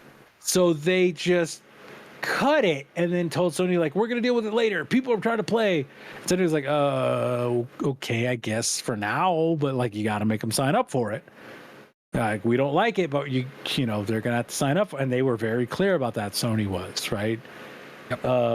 And then everyone was like, oh, they never did it for months. And I'm like, yeah, but this is not on Sony. This is on Arrowhead. I don't know. I didn't understand why everyone was like, Sony's evil. And I'm like, Arrowhead, it was through Arrowhead's incompetence that they couldn't get enough people into the game with the thing that, their publisher and the people who paid them to make the game, who own the IP, told them to do, which was part of their contract, they fucked up so bad that they couldn't get people into the game, and then they shrugged off that part of their contract, and then they let Sony take the blame when they tried to reinstate it. And like now, you know, you look and they're just tanking the reviews again, they're tanking the player numbers again, and this is, again, it has nothing to do with Sony. It has to do with Arrowhead making stupid decisions. And it's like, I knew that, like, once I saw that, I was like, oh man, this developer's kind of just shit, you know. And I don't know if I like that. Like the fact that the one guy was like, oh yeah, just go review bomb it. You know, it's like, I was kind of shocked to see that. I'm not gonna lie. You're working for the studio and you're saying, oh, you want our publisher to cave? Like, just go review bomb the game. It's like, yo, like that's, I mean, that guy got fired immediately, and for very good reason. But like, I'm sure Sony called them and was like, we're going to hang all of you by your asses if that guy's not gone by the end of the day. Like, you know, because it just started a whole thing where Sony was like the villain, when really, like, Sony just was like, hey, this is like our requirement for PC games that we're starting to implement now that we're doing more of these like online multiplayer games. And now that we're really making that push into PC, we want to make sure we're doing, you know, this kind of thing. I wouldn't be surprised if Sony also looked at them and said, okay, you know what? We won't require the login or anything, but you guys better be able to keep these numbers up, essentially. Otherwise, what's the points? If I'm Sony, with like how Arrowhead has handled this rollout, like Helldivers 1 was fairly low profile. Yep. And, you know, had a really hardcore dedicated fan base. So when Helldivers 2 came out, those people were the ones going like, oh, this looks like it's going to be great. The first game was great. And so they started playing, then it started going viral because they got friends to play it. Friends realized how goofy and fun it was. If I'm Sony, I'm finding another developer for Helldivers 3 in like 2 years and going like, hey, just make it like the dumb, goofy fun everyone liked from the beginning of Helldivers 2. Like, yeah. You know, from what I'm understanding, like Arrowhead right now is going like, well, actually, when we built the game, we really wanted it to be kind of almost like a military sim. And, you know, stuff came out unbalanced. And so it kind of got kind of like off the wall and goofy. And we understand that everybody loved that, but that's not really our vision. So we're just going to balance everything so it's kind of boring and slow. And that's dumb. Like, if you strike gold like that, you don't go like, oh, I'm just not going to do that again, or I'm not going to do that anymore. You guys like that? Oh, okay, we're not doing that, just so you know. But I guess that's how it is with Arrowhead. But if I'm Sony, I'm looking at their just the way that they've done that, you know, handled the whole thing and going like, okay, then, you know, I'm not having you guys work on the next one. Like, you're done. It'll be interesting to see what happens going forward, because, like, obviously Sony got their money from the 12 million or whatever that was sold this game, right? So they've made their money and then some, obviously, right? Yeah, Helldivers 2 did not cost like $200 million. No, that game probably cost, I would say, 50. Yeah, I'd say 40 to 50. 40, 50 probably, or something like that. Now I will say Sony's about to find out hardcore what's going to happen with Concord, most likely. Even though I will say, and I'll defend this through and through, the idea of paying once and getting everything and not having BS battle passes and everything, I love. Yes, but unfortunately, Concord is evil. I know, like, I know. It's evil, and it's just the current, generation or the current cycle that we're in when it comes to games, unfortunately, and everything. I wish people more understood. I'm not saying Concord's a great game. I understand a lot of the people find characters boring and everything like that. I 100% get that, but the concepts of what it's trying to do as a live service game, I absolutely love, because again, pay once. Battle passes, all that stuff. Love it. Yeah, it's all included. And like, I I knew that, and I don't know how nobody knew that. Like, I feel like they said that very clearly early on somewhere. The only thing they 'Cause I didn't was knew the that. battle. The battle pass was the only thing they didn't, but it didn't matter because everyone just looked at the trailer with the characters and what they look like. That's all people did. Well, yeah, they looked at the trailer. The biggest thing is that people have been saying like Sony needs like online games, so they're making an online like a multiplayer game, like a PvP game. Dedicated PvP game, because everyone's like, Sony needs PvP games. Like, where was Halo, man? Like, they didn't have anything to compete. They were relying on Call of Duty. So they make their own shooter. That's like, I still say on the sticks, Concord feels like I've played very few first-person shooters on controller. You know this, Talon. Right. Like, I do not like first-person shooters on controller. And Concord is up there with Titanfall in terms of how it feels on sticks, in my opinion. It feels that good. Which, like, if anyone knows me, you know that I basically play Halo and Titanfall with a controller, and that's it. You know, Yeah. and Concord, like, I was like, man, on PlayStation, you know, because on PC when I had it, it was crashing and running like shit. So I played it on PlayStation, the beta, and I was like, this feels great. Like, it feels awesome and it runs great. So it's very clearly optimized for PlayStation. My question is this going to be like Suicide Squad? Remember, Talon, I told you at the start of this Suicide Squad, whatever season, episode, whatever the hell they call it, the leaderboards were coming up like 22,000 people. And that was just like PlayStation, right? Mm-hmm. And wasn't Suicide Squad like one of PlayStation's most played games or something like that for a few months or something? But that's my question. Is I'm wondering if Concord is gonna find an audience on PlayStation.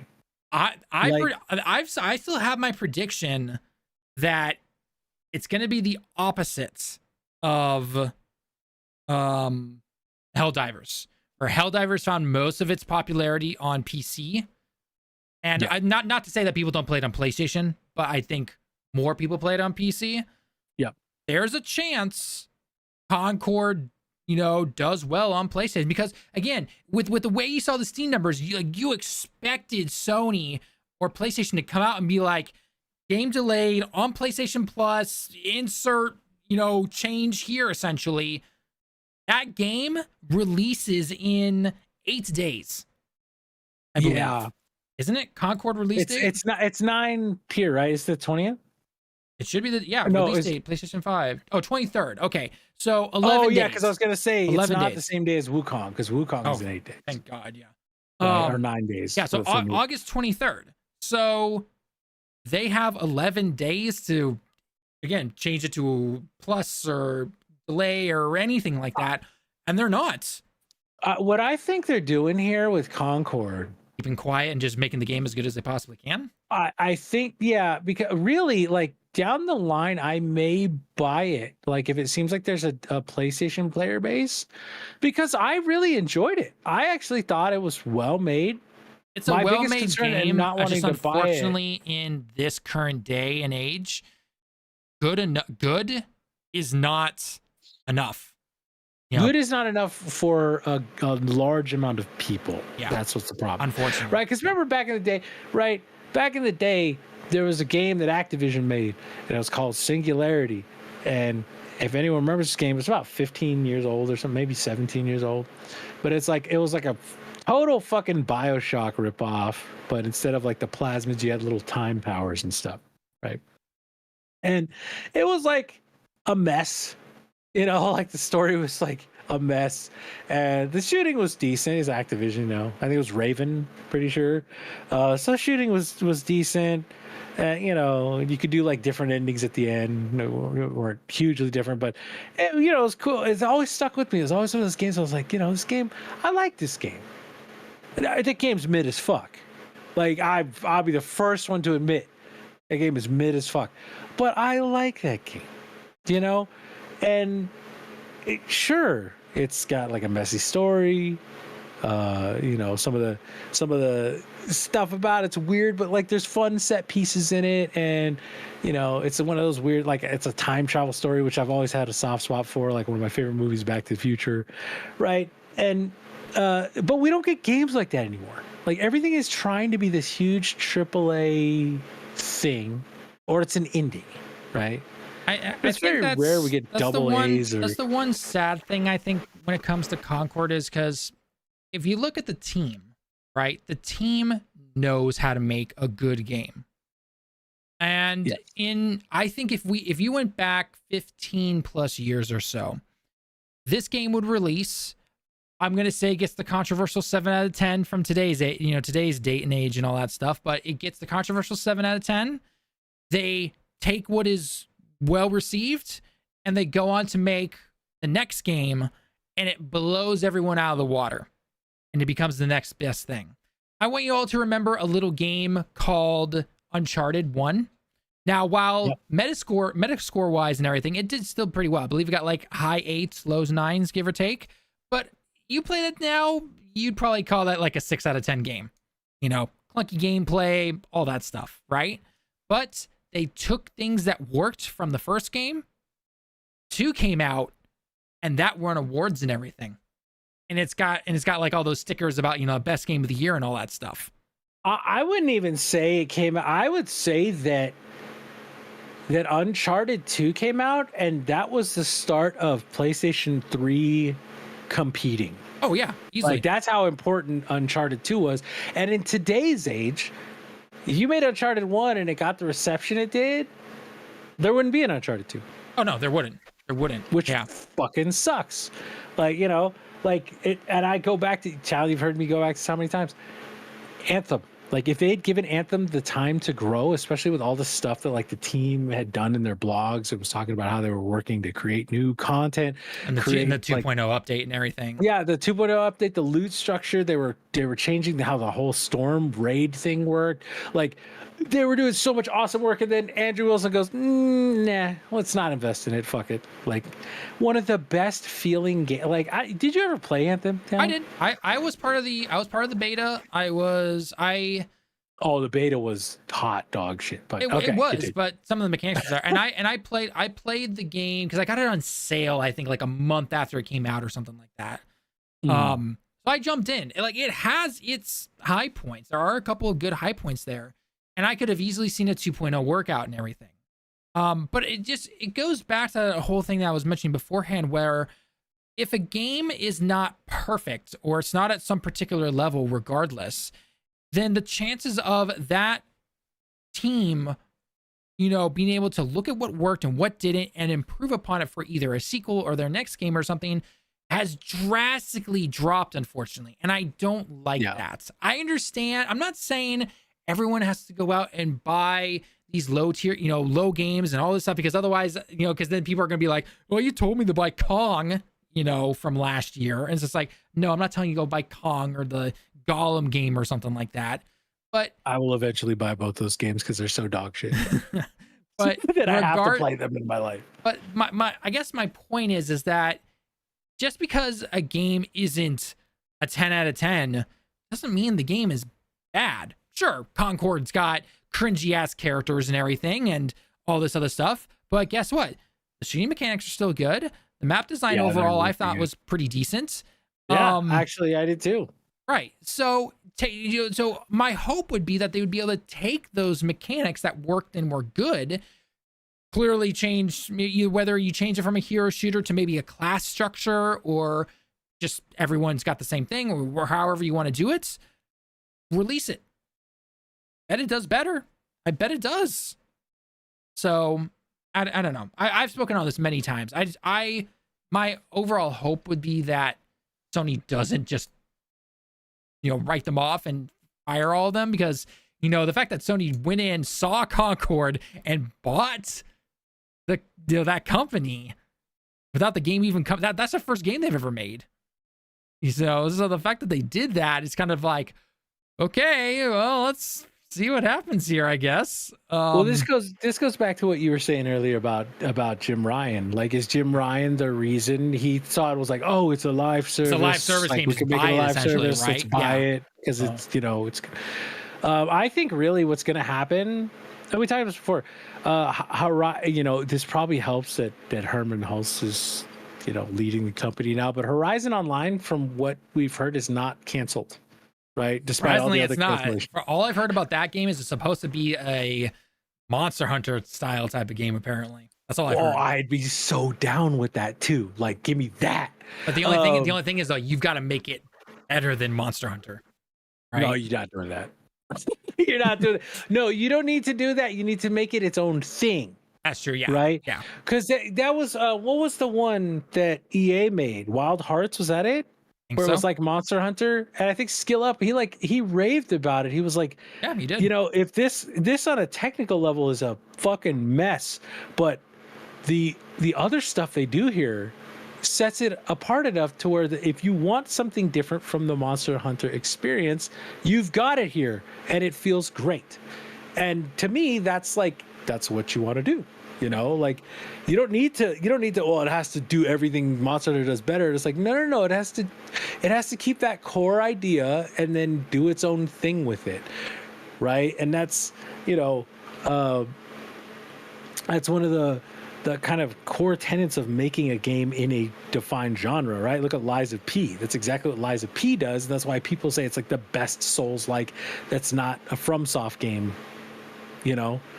because they took... Lies of P is an amazing game from what I've seen.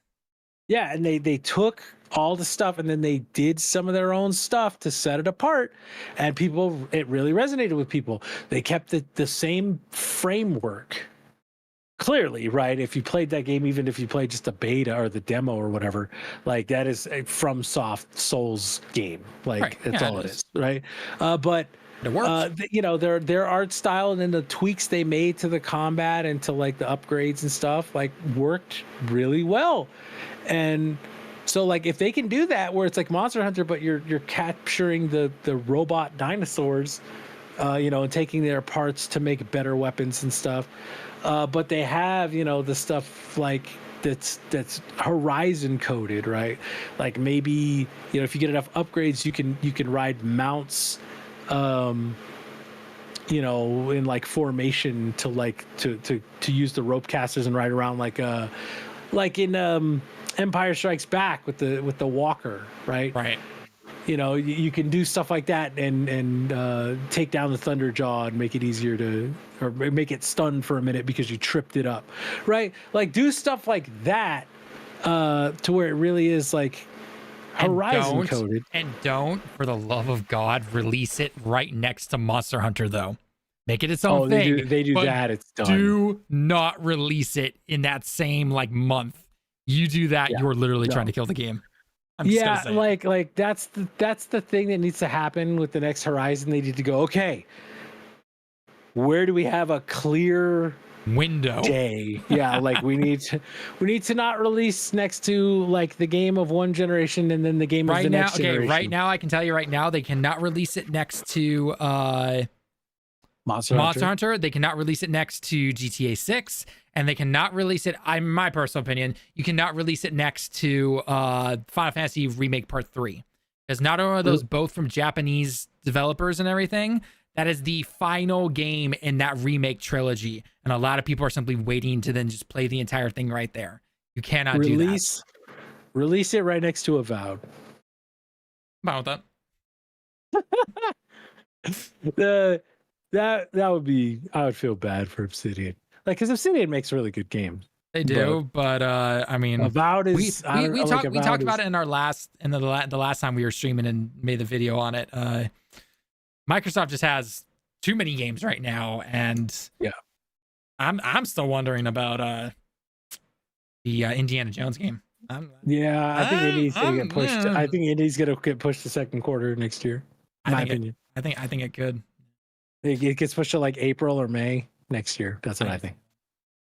By the way, chat, game of the year, Little Kitty Big City, has finally hit overwhelmingly positive on Steam.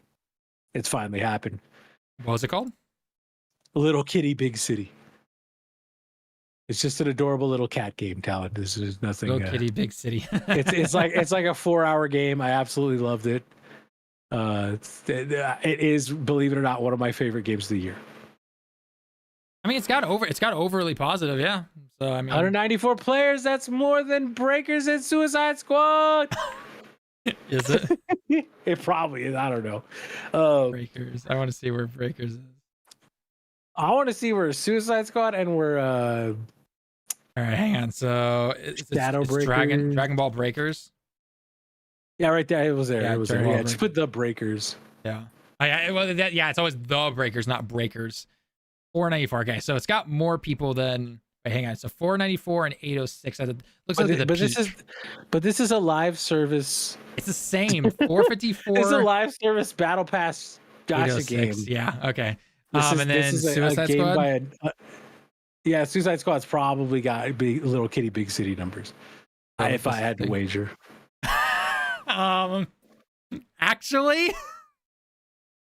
Ooh. Now, to be fair, I do want to be fair. They did just give it away on Epic, so that's probably where a large part of the PC player base is. But this is Steam. I'd These are wager Steam numbers right now. but I'd wager that Epic has at least 100 players. I would hope. You know, what's wild though is still there's those leaderboards though, man. Like you see this on Steam, and this is one of those things that we talk about. With, you know, I had to tell Lemon because Lemon always goes, "Yeah, well, you don't know about Game Pass numbers."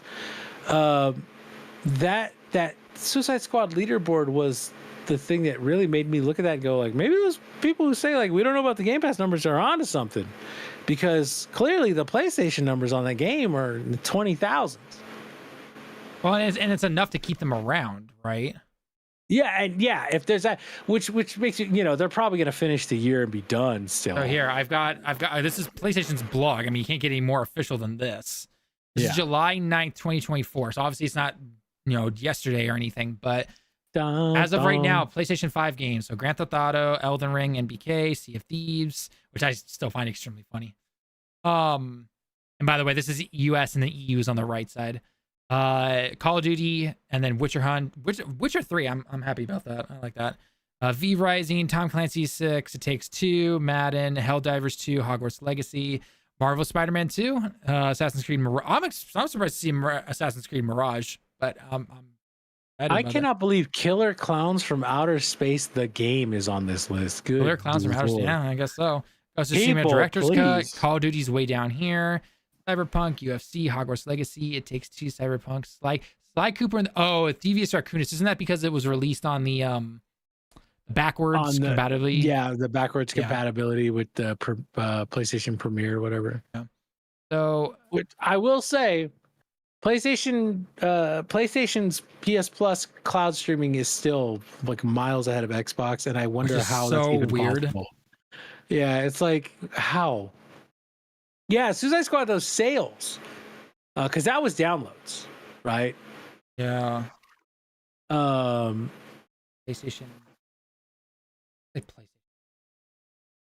If you can find their player, I don't know. PlayStation puts that and makes it chart. Well, there's this. I don't know how credible it is. Suicide Squad killed the Justice League at 200 peak Steam players. At what point do you abandon? That's for Steam. Yeah, I guarantee you that's like 6 months ago. Yeah, 3 months ago. But I still got to get Miss Freeze. I haven't unlocked Miss Freeze yet. They put the Joker and Harley Arkham outfits in though, so I might finally use that $20 worth of store credit they gave me. I was like, that'd be cool. I have the Arkham outfits. Yeah.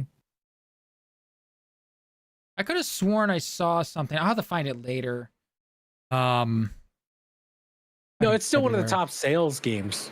Yeah, like it actually does surprisingly well on PlayStation of all things. It's kind of like, seriously? Well, PlayStation had the marketing. It was before Rebirth. It was a very big IP. Like DC's still big IP. That's true. Yeah. You know, and you got to think like I play it. Lethal bought it. Brian bought it. Right. Yeah. So, like, people bought it just because it was tied to Arkham, quote unquote. I mean, obviously, it wasn't. I don't think it was enough to obviously save it or anything. And clearly, we saw that within WB's sale or their revenue. You know, numbers are way down and everything. But yeah, you know, it just goes back to the original point, though, that if something like that can still do decently well on one platform, Concord has a chance to be good. I mean, we'll have to wait and see, obviously, right? It's just one of the, I mean, we literally have 11 days. In 11 days, we will see what happens with game when it releases. Obviously, Steam numbers are going to say one thing, but if PlayStation, I mean, like if we saw that in let's just say a random thing. Let's just say, for example, on PlayStation alone, we all of a sudden see that it sells 2-3 million, heck, even 1 million, I think would be fine. If it sells 1 million copies within like a first week or something like that, it could happen. You never know. You can't say anything until it's finally out, right? If it does that, obviously, and it makes its budget back, I think. I mean, heck, even if it doesn't make its budget back, if they really get good data from it, I think they'll be happy. Like if they go, hey, we lost like 4 million, but we got some really great data on live service habits and trends from this. Because what I think they're doing now is they're kind of licking their wounds and they're regrouping. Yep. Is they had all these live services that were supposed to come out. They've seen Helldivers now come out, did great, and now it's kind of flailing because Arrowhead as developer apparently just kind of sucks. And then we're seeing Firewalk hopefully not get thrown to the wolves, but that's what it's looking like, unfortunately. If Sony actually keeps them on and allows them to make their next game, I'll be happy. I'll be satisfied at least. Yeah, that's what I'm hoping, is that they go, okay, hey, like you guys, the game cost with all, like, because the game looks fantastic, right? It's got great production. You can't deny that. So I expect, because you'd think that just a shooter would be super low budget, right? It's just a shooter in Unreal. But with the servers, though, and then with the production that it clearly has, I mean. But that's what I'm saying, is that those cutscenes and stuff is going to be what drives that budget up. But if you're just doing a shooter, right? I mean, it would take you $10 million, probably 10, 20, I would say, probably, yeah. Yeah, but then you add that production, and maybe they get into like doubling that, right? Yeah, having to do all that animation for cutscenes and stuff. Depending on how they do it, are they doing mocap, or are they doing hand animation? Because hand animation, I think, is way more expensive and takes way longer. Yeah, it depends what if they're able to take something, if they're able to do mocap but use some of the technology from the other teams of Sony and PlayStation, that actually probably is cheaper, right? It's always the first time that you do something is the most expensive, and then once you've learned its tricks and trades, essentially, it becomes a lot cheaper. So, because like one thing that you can't deny when it comes to the Suicide Squad is the motion capture and the character models, right? And those cutscenes, look really, really good. So something like that. When you pick your character, like that's like, all the cutscenes look fantastic. But even when you pick your character, like I've never seen so much animation in a choose your character screen. Right. For like, so, when it's photorealistic. I guarantee you that's something they're going to take going forward into other games and everything. And because they've done that now, it's probably easier for them to do. So, I mean, the bottom line, though, when it comes to Concord is that, it's probably not going to do well. Although PlayStation could. You never know. I mean, again, I'm part of me, just for the laughs alone, part of me wants to wake up, because it's just time zones here. I want to wake up like September 2nd. Actually, no, scratch that. September 1st. I want to wake up on September 1st, because it's a Monday for me. Or maybe it's a Tuesday. It's either a Monday or a Sunday, whatever. Regardless, right before I go back to work, where I got my final day before I have to go back to work for the week before my students' finals exams, I want to see a headline pop up saying Concord sells X amount, and it's like 1 million or 2 million or something. I want to see it just for the laughs and what's going to be happening online. I just want to see it. Could you imagine if you woke up and like after the first, it was like Concord has sold 5 million copies. I would be laughing so hard. And then you look at the Steam player base and it's like 4. It's like 4 people on Steam, and somehow sells. I'd be like, well, I guess I was right. Like I mean, we'll see. But even if it's like you said, if they can keep Firewalk, because Firewalk, man, those devs know how to make a shooter. They do. Whew. I mean, that game feels real nice, right? And just look at their past experience. Like that proves right there they know how to. So and so with that, it becomes a like, okay, you end up getting like, it's like I said, they can end up getting like good data from it, like player habits, stuff like that you only get from like running live services. Right. And if that pays off, maybe, because what I'm thinking they're letting Horizon go. They're still doing fair games from what I know, what I've heard. I'm shocked about that, but okay. Well, that's Jade Raymond. They're going to give her a lot of time and money because she's made some really good stuff. Hopefully they don't stick with the trendy, weird speaking Gen Z style or Gen Alpha or whatever. The other thing is with that, it's right, because like one of the big disappointments this last year was Payday 3. Oh, right? Yeah, that flopped. So having a PvP heist game might be like a market that needs filling right now. And if that comes out and people like it, Payday 3 is don't even. You want to see the numbers?